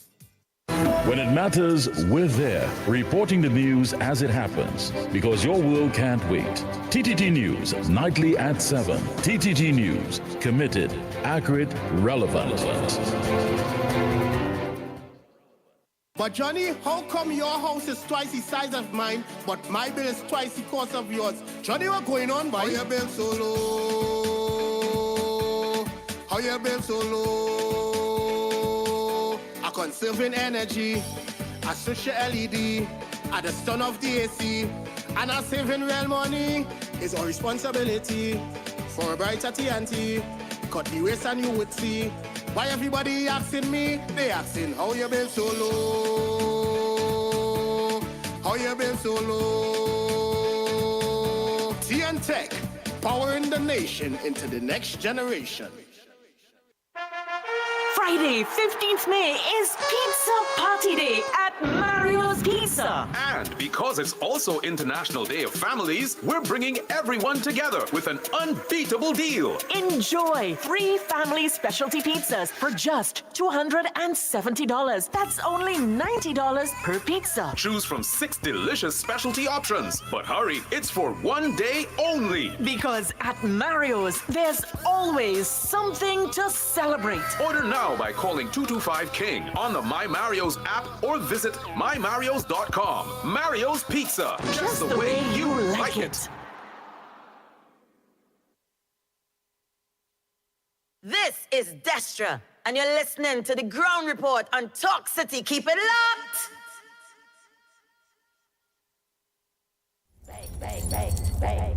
The Ground Report with Andy Williams and Lennox Smith. We are back. Time check, it's about 9 minutes to the hour of 8 o'clock. And you're listening to the Ground Report right here on Talk City, 91.1 FM. Mr. Pleasant, good morning to all my drivers again. Maxi drivers, taxi drivers, PH drivers, bus drivers, 7-seaters, white panel vans, all my drivers, a pleasant good morning to you. Well, you all heard what is on the different headliners this morning, or front burners this morning, and we asked you to take part. Go ahead, Lennox Smith. Yeah, I was making the point that home invasion has gone to another level. And I said that those sisters that were home invaded, they poisoned their dog and the neighbor's dog. So, but to me, it looks as though it's a deliberate plan, because it appears that they were asking one of the sisters for monies that she might have just gotten as a result of gratuity or something like that. So they have insider information. And what is the likelihood that you will walk with poison and all of that? So it means, therefore, it was a very, very well-planned scenario. Yeah, they know exactly what kill was the going on. dogs as well, right? Yeah, they know Yeah, who. kill the dogs. They know who. Yeah.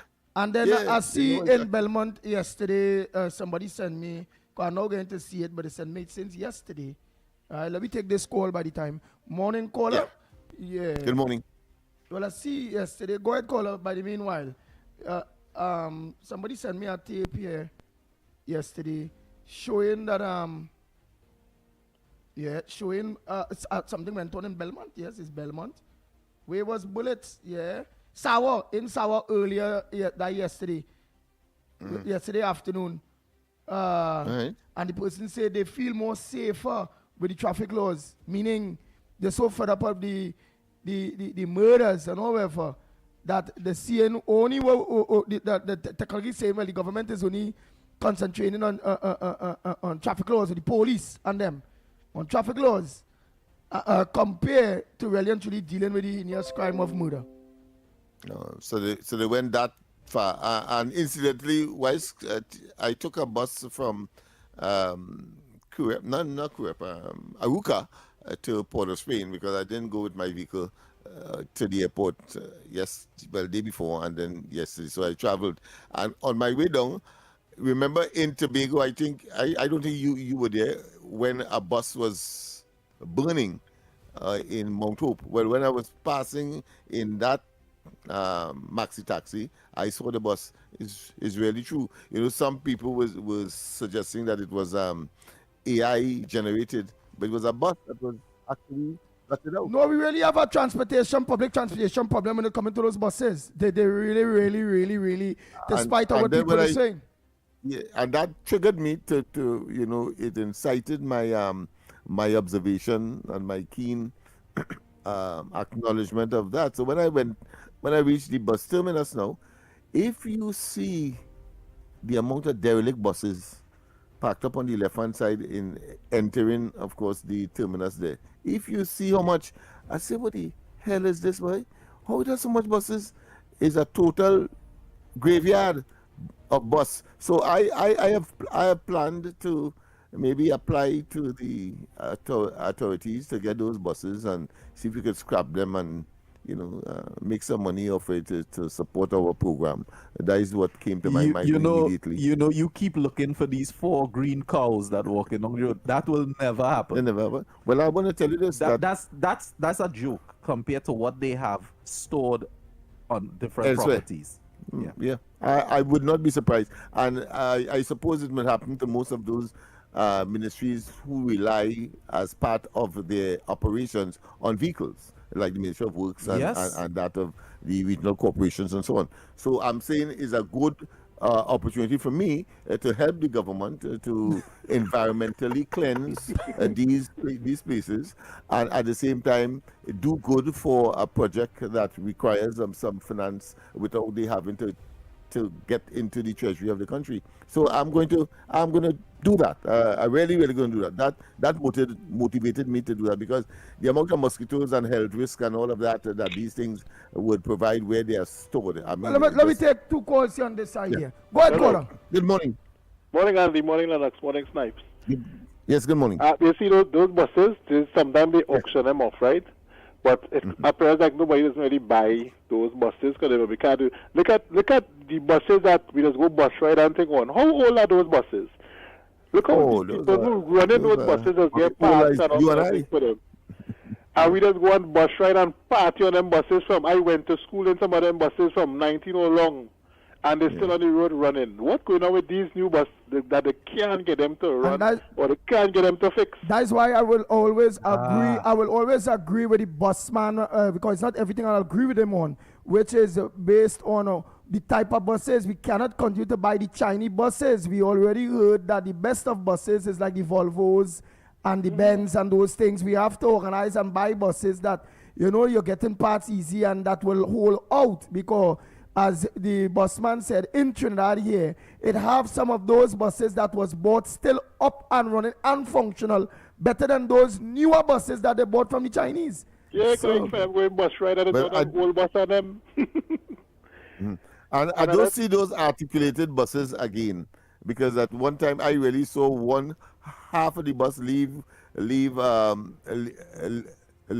the whole of the bus and park up on the side of it, That's South bus going south. So that's a dangerous thing, dangerous. So what's your contribution, your conversation this morning, Mr. I wanted to find out about, we talk about the Auditor General. I always clamor where the auditor is. Now, I see the release the 2024 and 2025, but we were concerned about 2023. Now, we were talking about corruption. Now, the government have been in there for over a year now. And that part where they baited, where they thief the Thomas billions, the $2 billion or $3 billion that they claim that the government is thief. We ain't hear nothing about that since they come in. And they say they're going to investigate and they'll get the bottom of this. And is it that Imbrit was telling the truth? Is it that they had nobody to investigate it? Is it that it was really a mistake in finance or in the central bank or whatever they say the mistake was? How come that just die off? Even the auditor dropped her case. What she had against him, she won the one with the committee thing. She won that one where they say he should be investigated. But then all the other cases they dropped, and then that just went silent. I don't know what's going on with that part, and that's what we just say. Corruption could never done because it had nobody to investigate the corruption. Because look at UNC in power now. Are we in here? Well, it's investigating. We put it in the police hands. We ain't hearing nothing like that. So that's why politicians will always get away with no matter what corruption they do. Nobody ain't getting locked up. And now people always say politicians don't like to lock up politicians because somewhere in between, a PNM might go to one corruption and the UNC might say, hey, he get with it, I go and do it too. So nobody want to investigate one another because they know it could be a whole bacchanal. So better I leave that alone and let me see what I can get for myself. And that will be going on right through. So you will find no politicians want to make no strict, nothing to investigate. Nobody. They might talk about it and then they will just die out, and it's just so. All right, gentlemen. Enjoy the morning. If I'll call back later. I know it's news time coming up now. If only talk was action. We got the news coming up next. Yeah. If only talk was action, all of us would have been satisfied. We go for the news, and when we come back, more.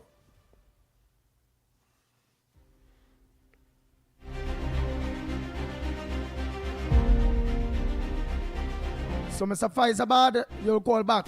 And Mr. Horsley. Good morning. This is your TDT News Update. I'm Carrie Roberts. Making the news at this time. The architect behind the iconic Tobago Blue Food Festival, George Stanley Baird, passed away last evening, leaving behind a legacy woven into the cultural fabric of Tobago. Former Tobago House of Assembly member Gerald McFarlane reflected on Mr. Baird's life and shared memories of their time together in the Assembly, recalling his vision, dedication, and enduring impact. The live wire behind the Blue Food Festival, and before that it was the Heritage Festival. You know, around that time we both were in the Assembly together, and we worked under Dr. J.D. Elder, the phenomenal historian and cultural impresario, if you want to call it that. But all three of us were members of the assembly at the time.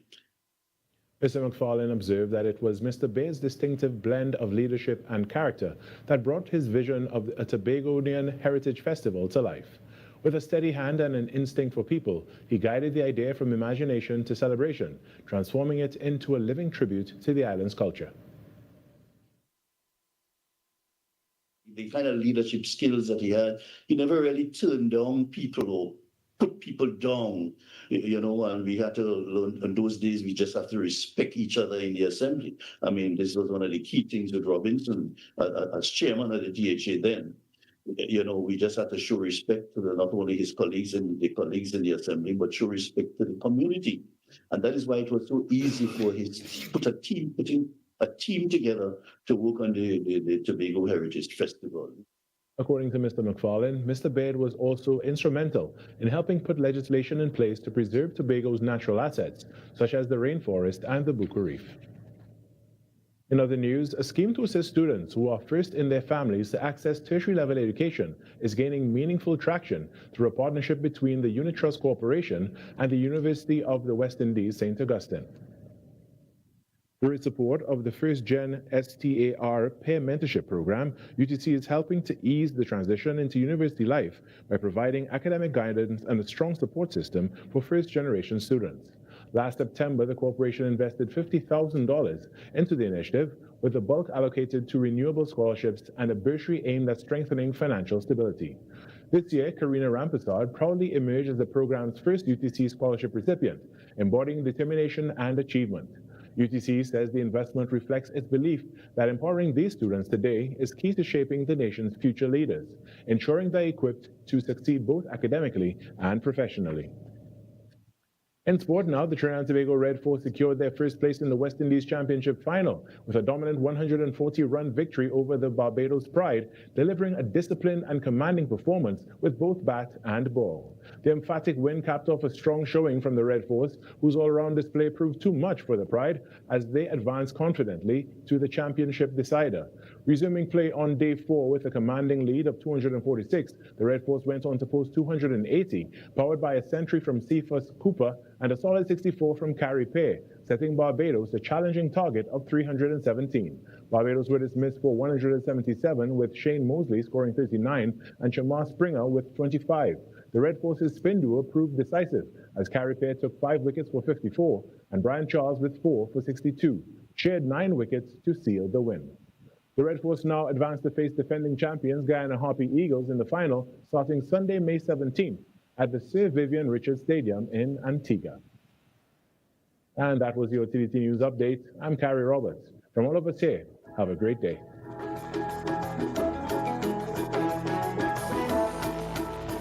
Talk City 91.1 FM. Talk. This is about creating opportunity through responsible management and citizen participation in national wealth. We are targeting US $3 billion in new investment within the next few years in energy, in construction, in tourism, and the digital economy. Music.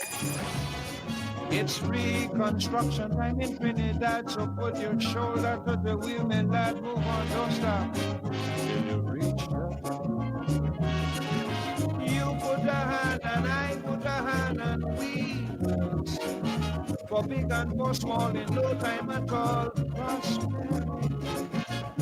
There's no other way to do it. Show your patriotic spirit. Unity. Somehow, if Trinidad ever needed you, is now. Culture. The budget has goodies and some not so goodies, but that is because fairness requires that everyone plays their part. Engaging conversations, latest news, our music. This is Talk City 91.1 FM. A successful transition to secondary school requires more than classroom preparation. It takes partnership. Welcome to another episode where we speak with Curriculum Officer within the Ministry of Education, Dr. Rhoda Mohammed. The doctor explains how schools and also families are working together through this STEP program to support every child. So we want schools to implement the STEPS program, not simply as an academic program, but something that addresses the whole child. So we're looking at academics, social, emotional, and behavioral. So we want teachers to select activities from the toolkit, from both the core, which is mostly the academic stuff, and the on-demand modules. Now note that approach ensures students are supported not just academically, but in every area of their development. The school, the teachers, and the principal would be the central role. So the teachers, of course, have to model the positive learning behaviors that we're looking for, set clear expectations. They have to encourage the responsibility of the students, and we have to identify the students' needs and interests, because that's where we get in the activities from. Because we want to make learning fun again. They just went through the stress of SCA, and now we're trying to get them to see, well, learning still is a fun activity. The principals, school leadership, would help to make sure that the teachers implement it consistently and purposefully. They would support them with guidance, and if the school has resources that the teachers can use, they would also promote the school culture and help that to be able to see that the child's well-being is part of the culture of the school in general, right? And they would also ensure communication with parents. You see, strong leadership and consistent guidance helps bring the program to life within the school environment. The partnership in the STEPS program is built on communication, trust, and shared goals. Each stakeholder has a role and a responsibility to prepare the students for this transition. So the schools have to keep parents informed. The parents have to ensure the students attend school, right? Both persons are encouraged to ensure that they do their part and make the child a little more independent and confident. They're looking for shared understandings of the process so that they understand what their role is. So you are only supported and as capable as all of these people help you to be. When schools and families work together, students are better prepared, more confident, and ready to succeed in their new environment. Many thanks to the Curriculum Officer Research at the Ministry of Education, Dr. Rhoda Mohammed. Now remember, for more information on the students transitioning effectively from primary to secondary program, STEPS 2026, you can head to www.moe.gov.tt. This was a production of the Information Division, Office of the Prime Minister.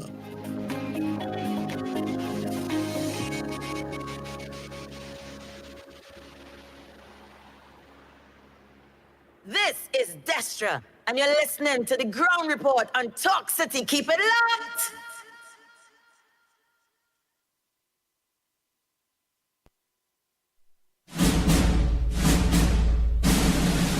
Nah. The Ground Report, the ground report. The government of Trinidad and Tobago is not closing down Petrotrin. The Ground Report, the ground report. I would think that there's been very clear that all the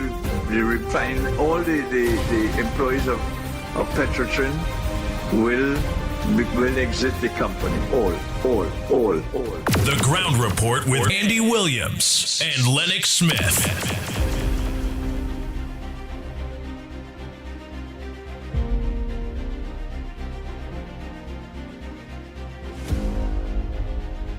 Oh boy, we are back. Time check.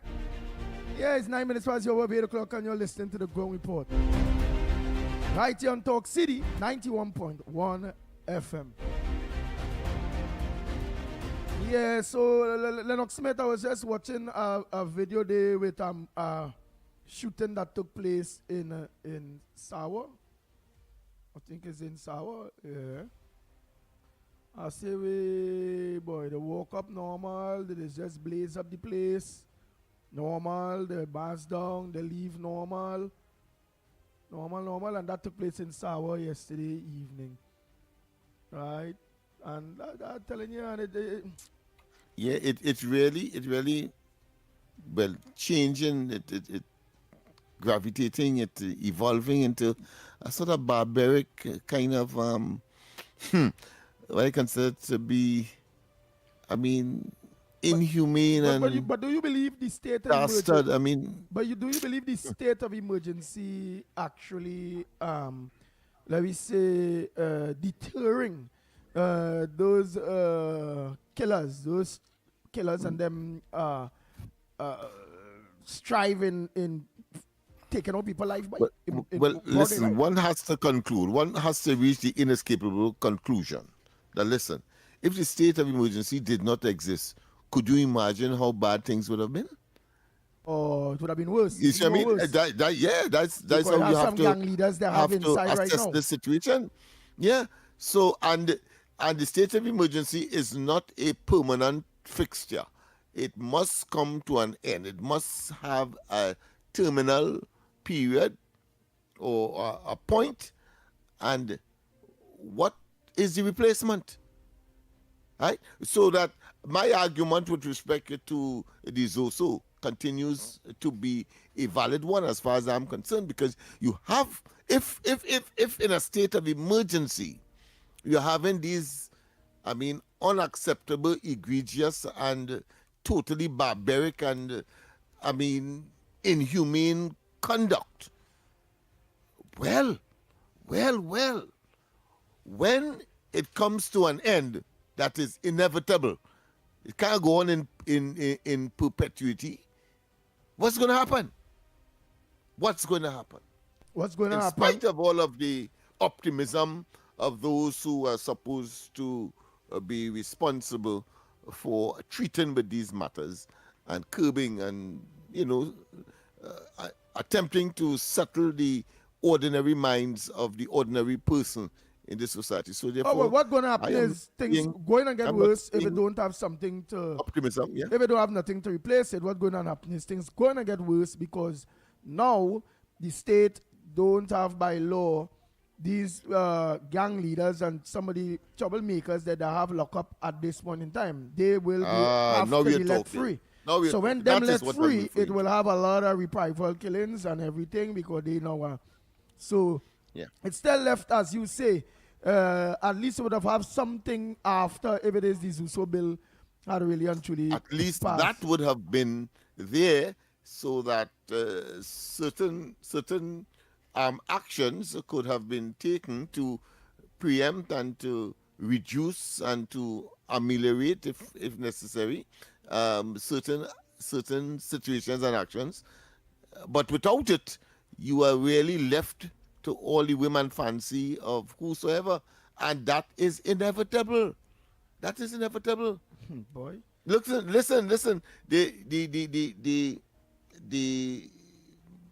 Attorney General, he recently made a statement. He didn't give any details, but he said that on the advice or consultation with the Commissioner of Police, they have beefed up security for certain, and depends on the degree probably of exposure, certain ministers or certain members of government, I should say, are given beefed up security as opposed to others. But the fact is, that is a troubling development. That's a troubling development. One cannot help but draw that conclusion. Troubling development. Boy. Yeah. Boy. So I'm not being alarmist. Yeah, I'm not being alarmist at all. I'm being very pragmatic and real. That is not a good sign. When you have an existential continuation of a state of emergency that you cannot have in perpetuity. And it's not coming across nice to the public when you hearing on all government, like the AG mentioning things like that and stating, well, hey, That's right. I'm boofing. In addition, I'm boosting up the poisoning dogs and all in their efforts to exercise a home invasion. Right, but it was so they plan, they come prepared. Why I'm saying that is that with the mass arrest of the public, it gets so out of hand that when we hear in our AG saying too that boy, we boosting up protection for government officials. That alone says a lot, and some people watching it as, look at that. They are getting protected. We out here are not. Yeah, that's another dimension that one has to look at. And And let me take this call. Morning caller. What's next? What's next? Good morning. Morning, nobody here. Right, nobody will go cover whatever voice notes you have. You will cover it one time, so we're not plate. Go ahead. That's exactly what I call. So let's start with what you just said, Andy. The reason why government officials are beefing up their security is that they are being seen, or they see themselves, the entire system sees them as the state, right? And you do not want the state to come under attack. Every time somebody dies on the streets, the state comes under attack, right? Because in a republic, it's supposed to be a republic, the citizen is the state, right? The reason why your life doesn't matter is because our current system does not see you as a state. They see certain individuals in government, quote unquote, as the state, not you. Earlier on in the program, you all talked about the incident in Parliament. Several of your callers talked about them seeing politicians not being held to task, no oversight. A caller even said, do we need to have a committee to look over the government in its actions? No, we do not. We already have such a committee. It's called the Parliament. The problem is the Parliament, right? Just like with the state not being seen as being you, the Parliament, where you are supposed to be represented, you are not represented. What is represented there is somebody else, something else. And my humble suggestion is all that's represented in Parliament are finances, right? Our current system, what it does is install the interests of financiers and sometimes activists into the halls of power and removes you, the citizen. And the way how it does that is because we have two mega parties that compete with each other. That's what you saw in Parliament the other day with Stuart Young and the others, right? It's a battleground, an adversarial fighting field for them rather than a representative body for you out here, the citizen, who's supposed to be the republic. That's the problem with our current system. And the reason why they are not held to account is because the people who are supposed to hold them to account are themselves.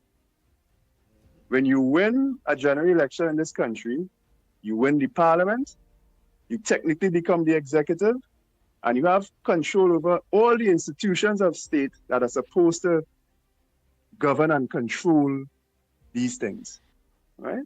Every institution with the name commission in it would fall under the thumb of whoever the prime minister is indirectly, because the prime minister will generally decide who the president is going to be, right? The only thing to fix that, it's a broken record, I know.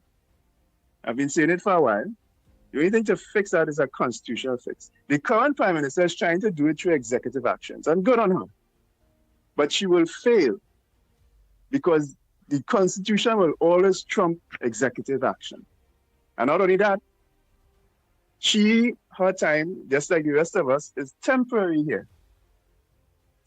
I suggest, in closing, that the current Prime Minister takes the opportunity she has to make a constitutional remedy, one that will install that power of oversight and writing of law back into the hands of the people through proportional representation in the House of Representatives. A guy called a couple of times and he talked about the common man seeming to be not involved in this thing called governance. Well, the reason why you are not so is because you are not in the House of Commons, the Parliament, right? What's in the House of Commons are just the financiers of two mega parties with whoever puppets they have there to do their bidding, full stop. And why I suggest this current Prime Minister do it, I think she has enough seats in the lower house. The problem will be the Senate.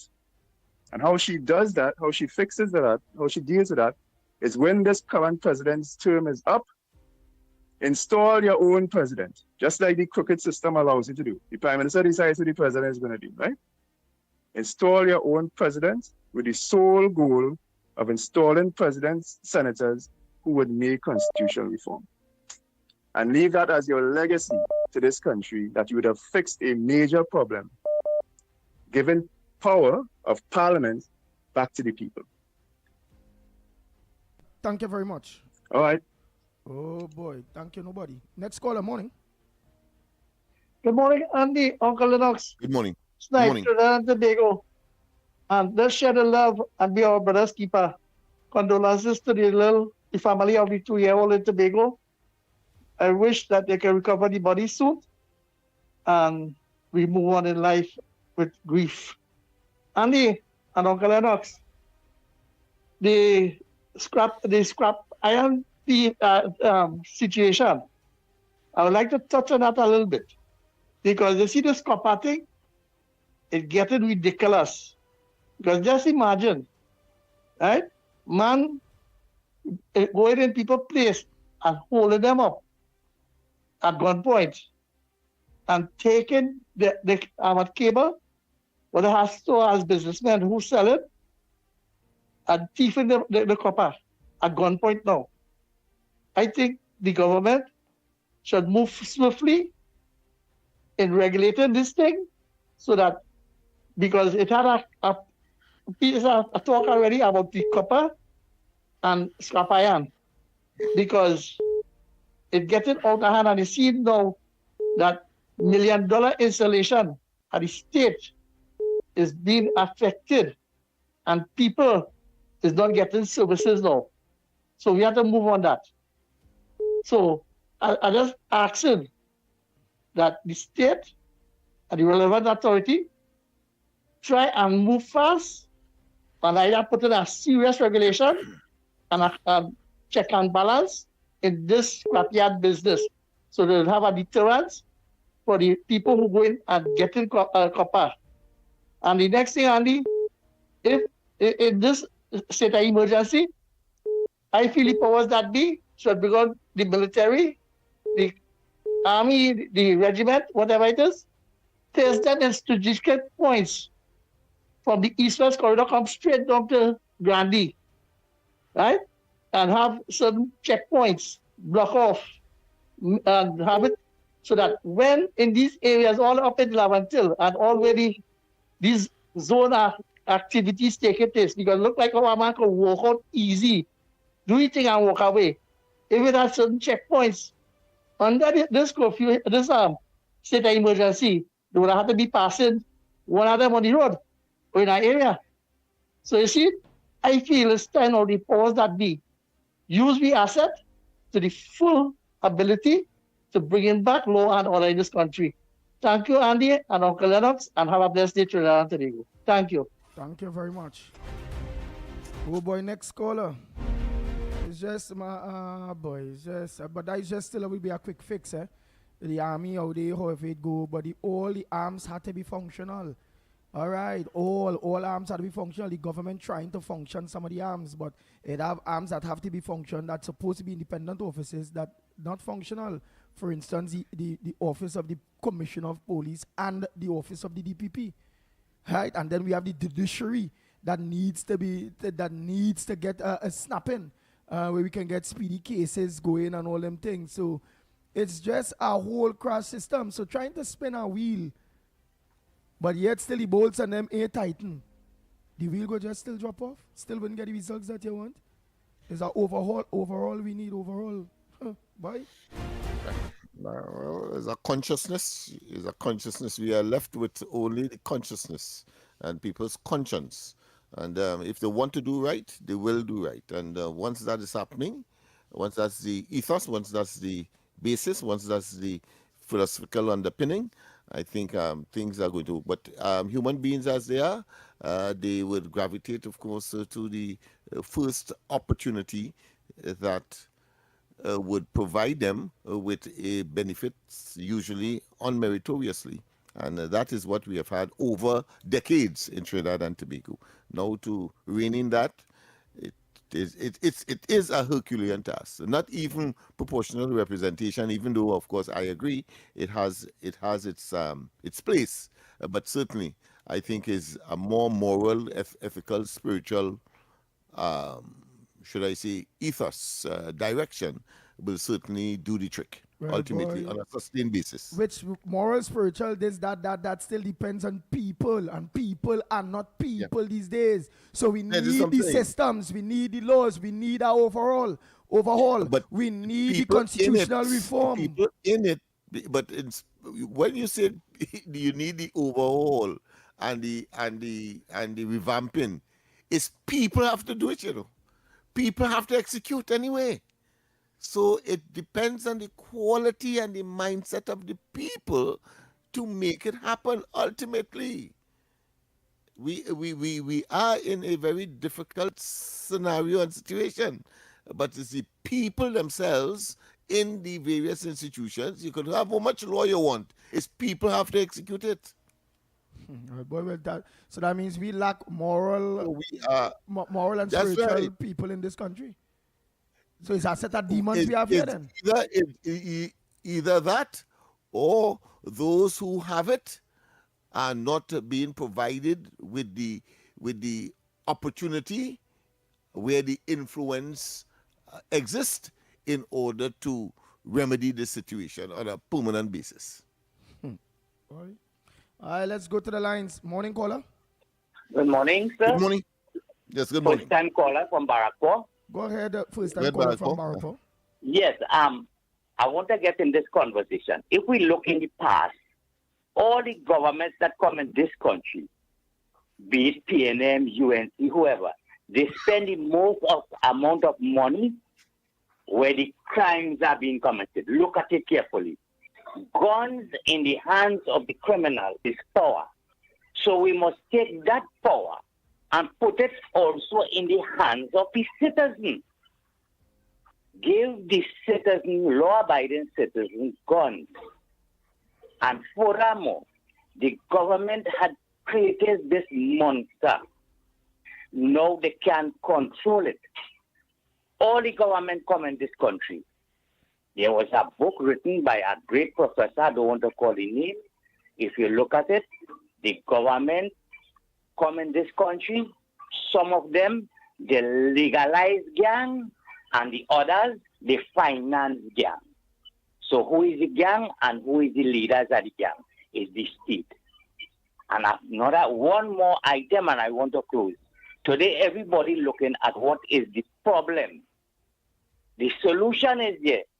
But what is the problem? The problem is the day the state took something which is illegal and made it legal in this country, that is where the problem starts. They say that it has something called marriage, lawful marriage. But this thing they come with now and say it's fly by night. It have no marriage, but it have husband and wife and children. Common law. The day the state made common law lawful, that is the day they broke the back of the devil.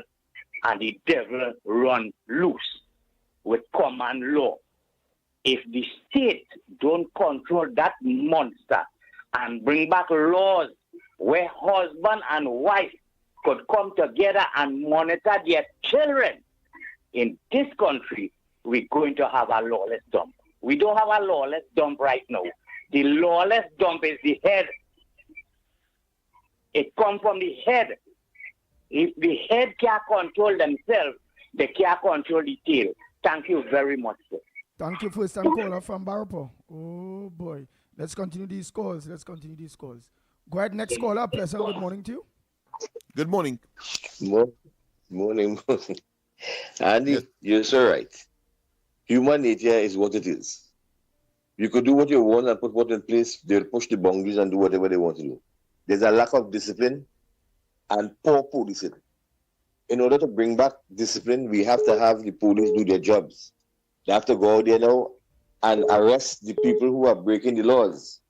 And if they don't do that, and you have a blind, you imagine you have 5 divisions, police divisions in Trinidad and Tobago, and you have one set of them alone doing a dragnet in one area, and when some happen, you transfer them to another area. So what happens to that division? Do you have the police officers for that?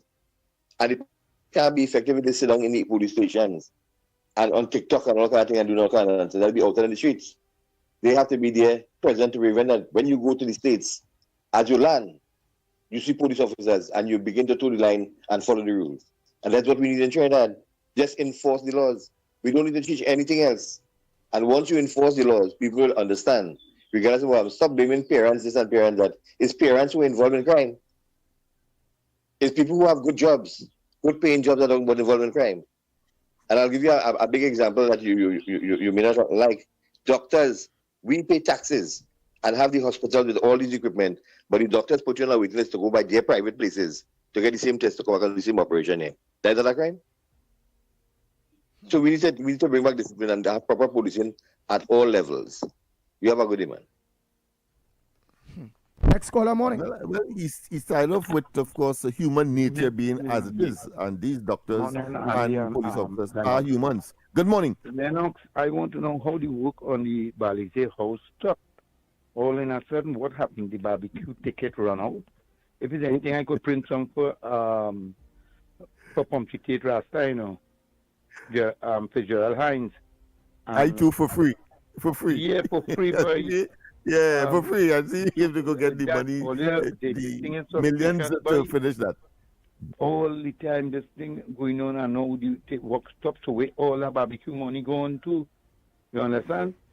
Anyway, as Lennox say, I will print some more barbecue tickets for them, for the whole opposition bench, especially Stuart Young and Marva, right? And Pumpkicate Rasta. Thank you. And the reality is that because they are out of government, why that has stalled. Yes, indeed. Do we have another caller? Yeah. Otherwise, we go for the word of the day quickly. All right. So let's continue. Oh boy, right. boy. Let's go for the word of the day one time. A pleasant good morning to you. Where are you calling from and what's your word for today? A pleasant good morning, Andy. Good morning. Mr. Lennox. Good morning to you. And Director Snipes. It's time for the word of the day. Yes. May 14, 2026. The word of the day is imbroglio. Imbroglio. That's a public embarrassment. Public embarrassment. Imbroglio. He's correct. Correct. A situation of public Correct. embarrassment. Yes, it's a noun also. It's a noun. Right, Yes. but you go ahead. And let us know the meanings that you have and put it in a Yes, little sentence. Yeah, as well. Yes. A complex dispute or argument, not a clear pathway. Understood. Yeah. Understood. All right. In a discussion or an argument or whatever it is that happens. Understood. Next caller, go ahead, caller. What's your word for Public today? embarrassment, yeah. Good morning. What's your word of the day? So good morning. Good morning to you. Morning. So the average citizen in Trinidad and Tobago spend 10 to 22 years in education, and you hear them saying Happy Davis and Raymond Yard. What is a Happy Davis, Lennox? Well, of course, it's a sworn statement certifying that what you would have put on the document is that which you are conscious of and confirm. And of course, there is some legal implications if you inserted something that was erroneous. Go ahead. Yeah, but that is what you are describing and defining as an affidavit. My point is why do people say affidavit? Again, oh boy, the culture. Why you can't understand Some people actually don't know. Well, but it's a culture. Thank you, It's causing that. So your word for today was Thank what? you, Mr. Snipes. Affidavit. The point we are making here, is that our country has slid into the morass of mediocrity, and we accept corruption in all its forms, even corruption of the English language. Even corruption of the English language. I hear you. I want to tell you, English language is a foreign language in the contemporary sense. We have moved away from that perfectionist disposition because we are not English men and English women. All right. So I want to make that clear. So what's the communication verbally at least? Because you do not spell it. You do not spell it the way that you speak it. Not so. If I'm writing it, and you would say it's perfect, but if I'm speaking it, you seem to suggest that it is imperfect, and therefore, of course, communication may not have been achieved. No. But of course, we can argue that every day. Yes, from time to time. You see, our problem is we always defend what is not right. We always seek to rationalize it, and that is the problem in this country. Okay. Let us speak properly, and that will set the tone for our behavior and our adherence to compliance with laws. You follow? Okay. And that is why right. Here all I hear you. But you'll have to direct your concern. Oh, sorry. You never go ahead. hear world leaders speaking improperly. All world leaders speak properly. And that is what we have to strive for, a high standard of comportment, of deportment, a high standard of in everything we do. Fluency and eloquence. I hear you. Right. But he will have to first, of course, give his admonitions to the parliamentarians first and foremost. Right? If you listen to them, it will irk you when you hear them speak and pronounce words that clearly may not be in conformity with what is expected, but that is the reality we have. Again, that is an abstract, that's an academic exercise. I don't think we will achieve it, but nothing wrong in trying him saying those things every day. Yeah. It doesn't matter. I am the kind of person, if it is that I cannot correct you in one session, then I'll do it in another session, until, of course, a breath leave my lungs. Gentlemen, we have to go for the overdue. Let me give you my word of the day. Sorry about that. Superficial. So I'm glad that he said that, because all of the things that we may be speaking may well be superficial. That is to say, on the surface, superficial. They're just superficial, not in depth and not very incisive, but certainly superficial. Okay. So superficial is my word of the day. Nice. Want to get it? SUPERFICIAL. Superficial. All right. So we go for that break and come back. When we come back, more right here on The Ground Report. We'll be back.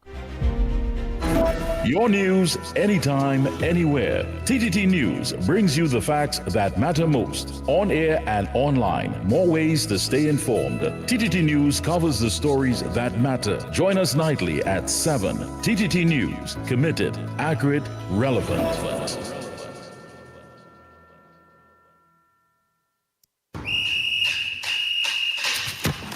On Sunday, July 5th, the action moves to Ballpark Macoya as Experience 496 Gym presents the Experience 496 Championships.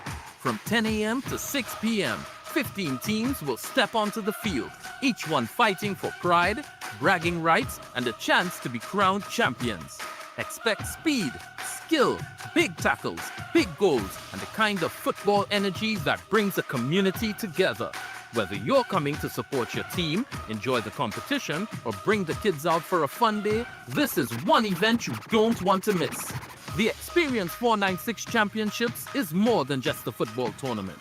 It's a full day of sports, family, entertainment, and community vibes, powered by Experience 496 Gym. Dad's eyes don't quit, and neither does he. Treat Dad at Value Optical with 40% off frames this Father's Day. Upgrade his vision for real life. Clear vision, all-day comfort, no interruptions. With flexible payment options from Credit IQ, he can see now and pay later. Plus, win $15,000 in vouchers and luxury car rentals from Sixth Rent-A-Car and SS Mobility. Call toll-free 800-2020 or visit any Value Optical nationwide. Available until June 21st. Conditions apply. Value Optical. Expert care for your eyes. From hard-hitting current affairs to real community issues and the stories that matter most to you, this is where Trinidad and Tobago comes to talk.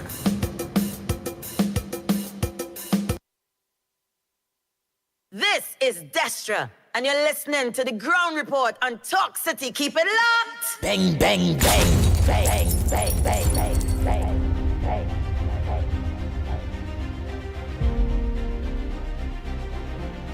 Oh boy, oh boy, oh boy. We are back. Time check. It's 41 minutes past the hour. 8 o'clock, and you're listening to the Ground Report right here on Talk City, 91.1 FM. So let me just go back to some very serious voice notes there. Quick.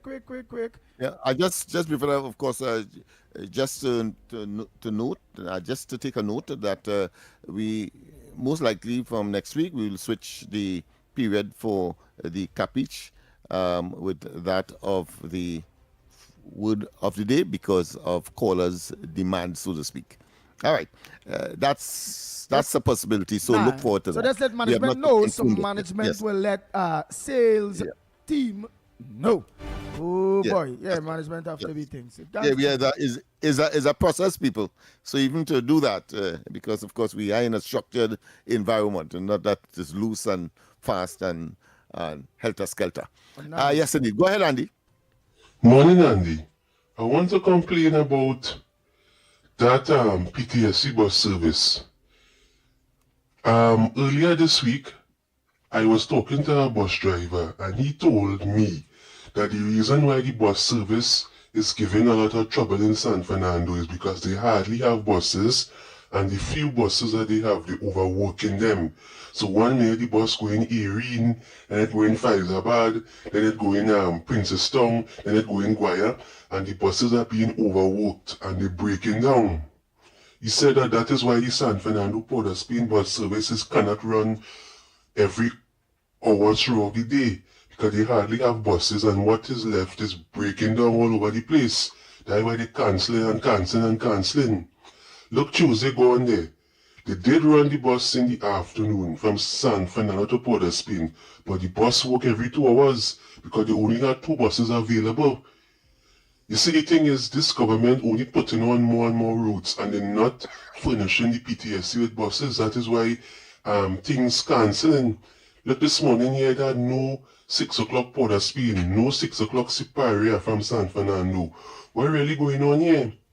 And when Rowley was in power, Rowley ordered a substantial amount of buses, and they would not, to add to the PTSC. He ordered a substantial amount, over 100 buses he ordered.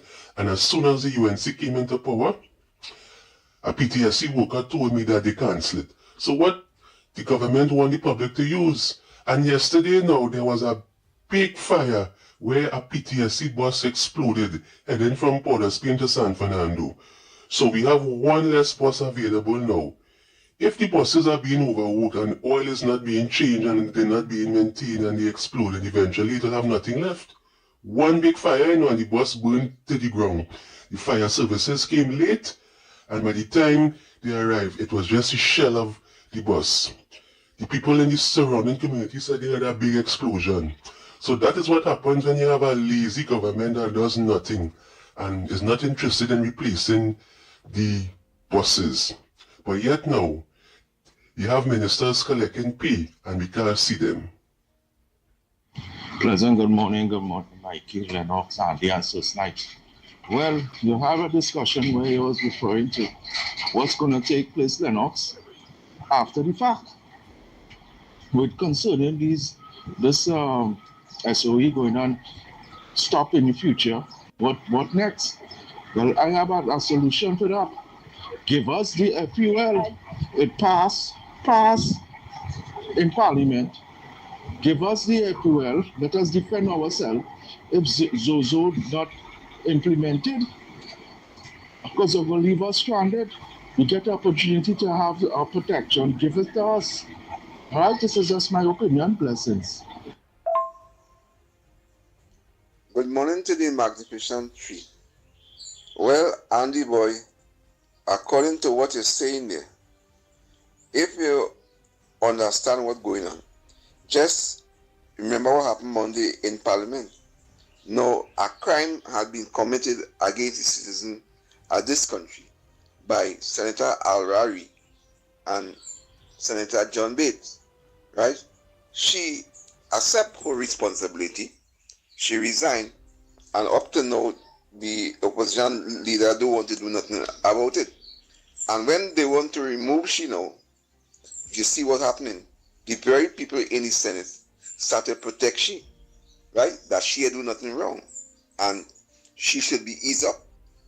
Now they know about fair trial. They know about chance to be heard, right? But the idea is, if I go down the road with a vehicle and I hit a person from behind, and they say, well, the reason why they easing me up, because the person stopped on me. That's why they ease me up. And next one overtaken now, and he hit too. And he say, well, look, they ease me up. Why they can't ease you up? But the idea is, so long as you're overtaking, you're wrong, right? If you hit from behind, it could have two ways about it, but not when you hit head on. So you have to stand the consequences. So now they want to point back now to David Lee, who was acquitted, and Cameron accept him, and then they call back the case. That's a different thing. Senator Bean and Al-Rari totally wrong. So when you telling me that you as big people could come and say, well, let me look into it in a different way, that way you could help Al-Rari and Bates. Something wrong with these people. And then we want to know why children getting on so in school. But if their mother and father, who is senators, can't even say when wrong is wrong, how can the children and them not fight in school? Because you feel Vera had no children, or Maureen had no children, or the blind lady had no children, and the children seen something wrong happen in Parliament, but yet the parents accepting it.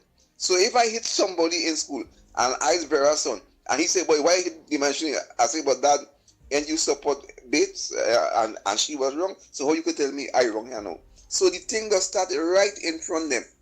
And when it spread, then they just can't understand what's happening. But these are the things.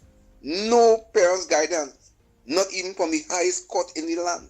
And that's why we're in trouble today. Thank you, Andy.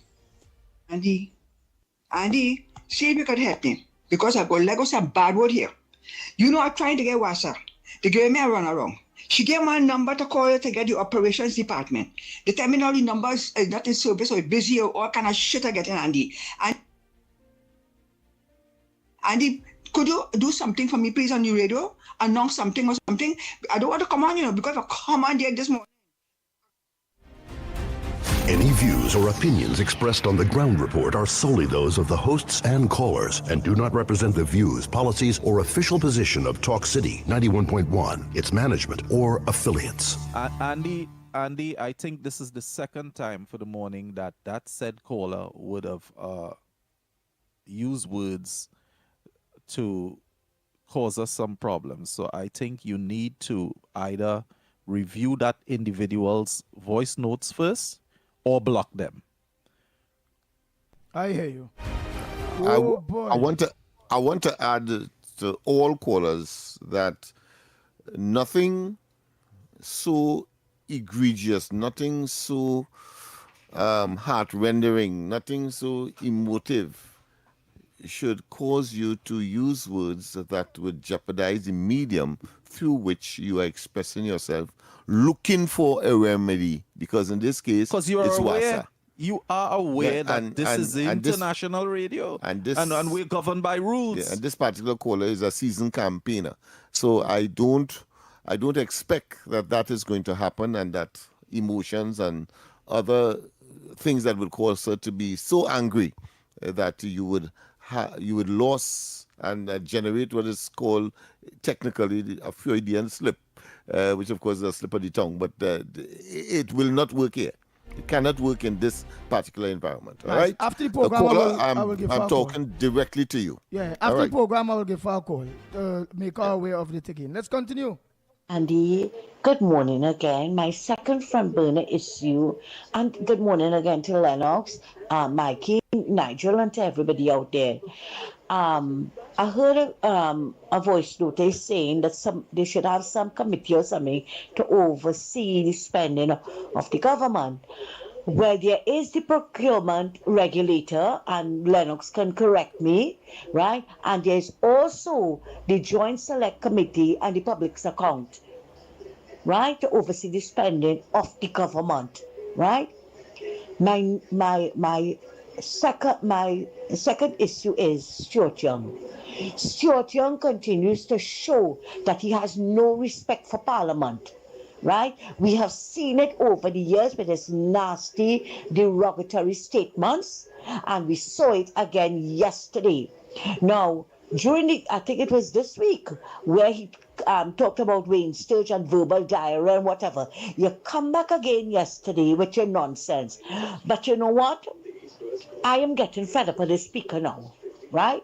What the speaker should have done was to put him out, because he's blatantly saying that he's not apologizing, right?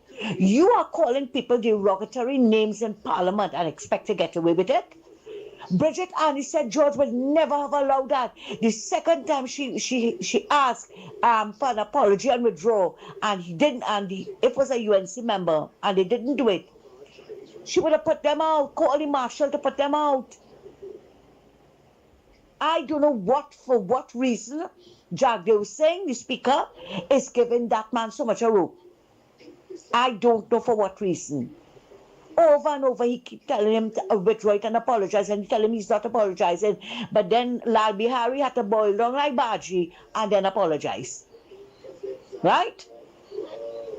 The man shows that he has no respect for anybody. And people want him to be a prime minister in this country. No.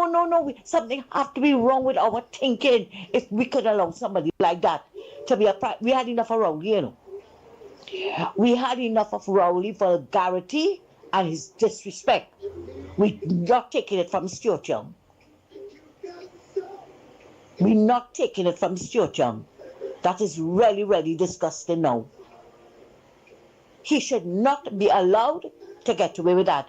And I want to compliment the government on passing that bill yesterday. I don't know if it was explained earlier because I joined late, with removing the records of minor offences. That is something so good. And as I say, they can start over. These people can start over rather than have this record over your head. You understand? And it well done. And all who want to say that this government not doing anything, think again, because she keeps saying they will handle the low-hanging fruits first, right? And I'm really, really grateful that this is another notch in their belt. Thanks a lot, Andy, and have a good one. Let's take that next needed break and come back. When we come back, more right here on the Gong Report. I'll see how much more voice notes I can chuck in. Go ahead, caller. Snipes. People, yes, indeed, of course. We have a special here. Again, Lotus, of course, open mix, happiness, pancake and waffle mix, giveaway segment. Yes, this is what it is. Open mix, stake your happiness, pancake and waffles, mix a 5-minute giveaway segment. This is what this is all about. And of course, in this segment, we will have, of course, on Talk City, we'll be giving you the chance to win a lovely box of Lotus pancakes and waffle mix, right? Please, all you have to do is what? Tell us why you love Lotus best. That's all you have to do. Let me repeat. Tell us why you love Lotus best. The sweetest and most creative story wins. That's all. let's 3 callers only, quickly. Three callers.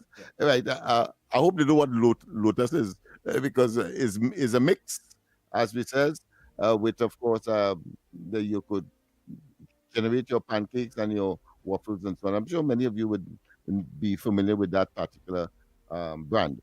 So we take 2 callers. 2, you say?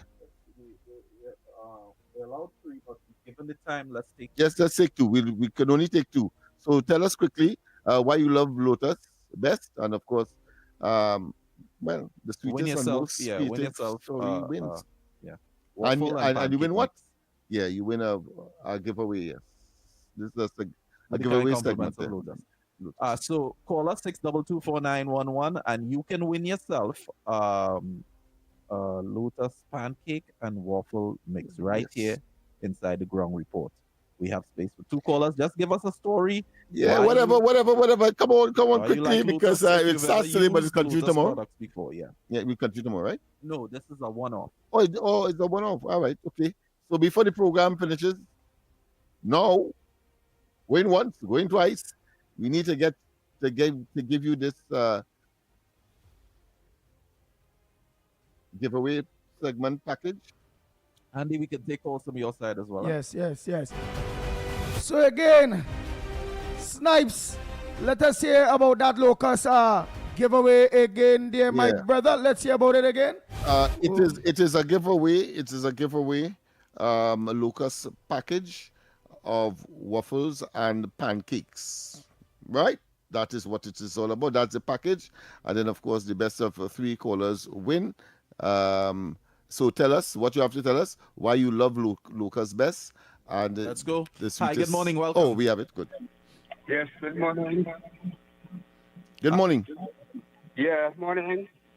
Go ahead, tell us. For the giveaway? You calling for the giveaway? Only today at this moment. Yeah.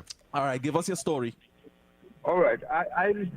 I love Lotus best because it's a family thing. My family loves it, and it's as easy to prepare for the family, for the children. Yeah. So that's why I. All right. Call out. What's your name? What? All right. So I'm gonna take you off the air so you can give me a number as well. All right. Quickly, we have 2 more quickly. Yes, give us that sweet story that you have. Go ahead, caller on this side. Morning. Good morning, Andy. Calling for the Locust giveaway. Tell us about the Locust giveaway. I love Lotus flower because it makes my roti soft and silky like my mother's touch. Well, I didn't take the information there quickly because we were out of time. We have one more. Remember, it's only now you don't have it another day, so it's one and done scenario. That caller didn't give me name and tell us how sweet give us your story. Let that previous caller call back and they'll give you the information. Go ahead, call. One of the finest of them all. When you're shopping and you buy Lotus flour, that helps you make your bread, your roti, your bake, everything very fine. And right now I have a small pack of Lotus flour. You have to do it on next pack. One of the best. So whenever you're shopping at any grocery, remember to pick up your pack of Lotus flour. Hey, Teddy man, give Teddy number Lennox Smith. Guess time Teddy name and the number. Oh boy, Teddy say you have a Lotus flower. Guys, we are out of time, of course. So thanks very much for your participation. Yes. So trying to go again after God family comes first. Be safe on the nation's not too safe roads. Until tomorrow morning, please God, stay locked on right here to Talk City 91.1 FM. Coming up next is Off the Records with Mr. X and Stefan. We are out of here. Talk City 91.1 FM. Talk. This is about creating opportunity through responsible management and citizen participation in national wealth. We are targeting US $3 billion in new investment within the next few years in energy, in construction, in tourism, and the digital economy. Music. It's reconstruction time in Trinidad, so put your shoulder to the wheel, man, that move on, don't stop till you reach the top. You put a hand and I put a hand and we will sing. For big and for small in no time at all. There's no other way to do it. Show your patriotic spirit. Unity somehow, if Trinidad ever needed you, is now. Culture. The budget has goodies and some not so goodies, but that is because fairness requires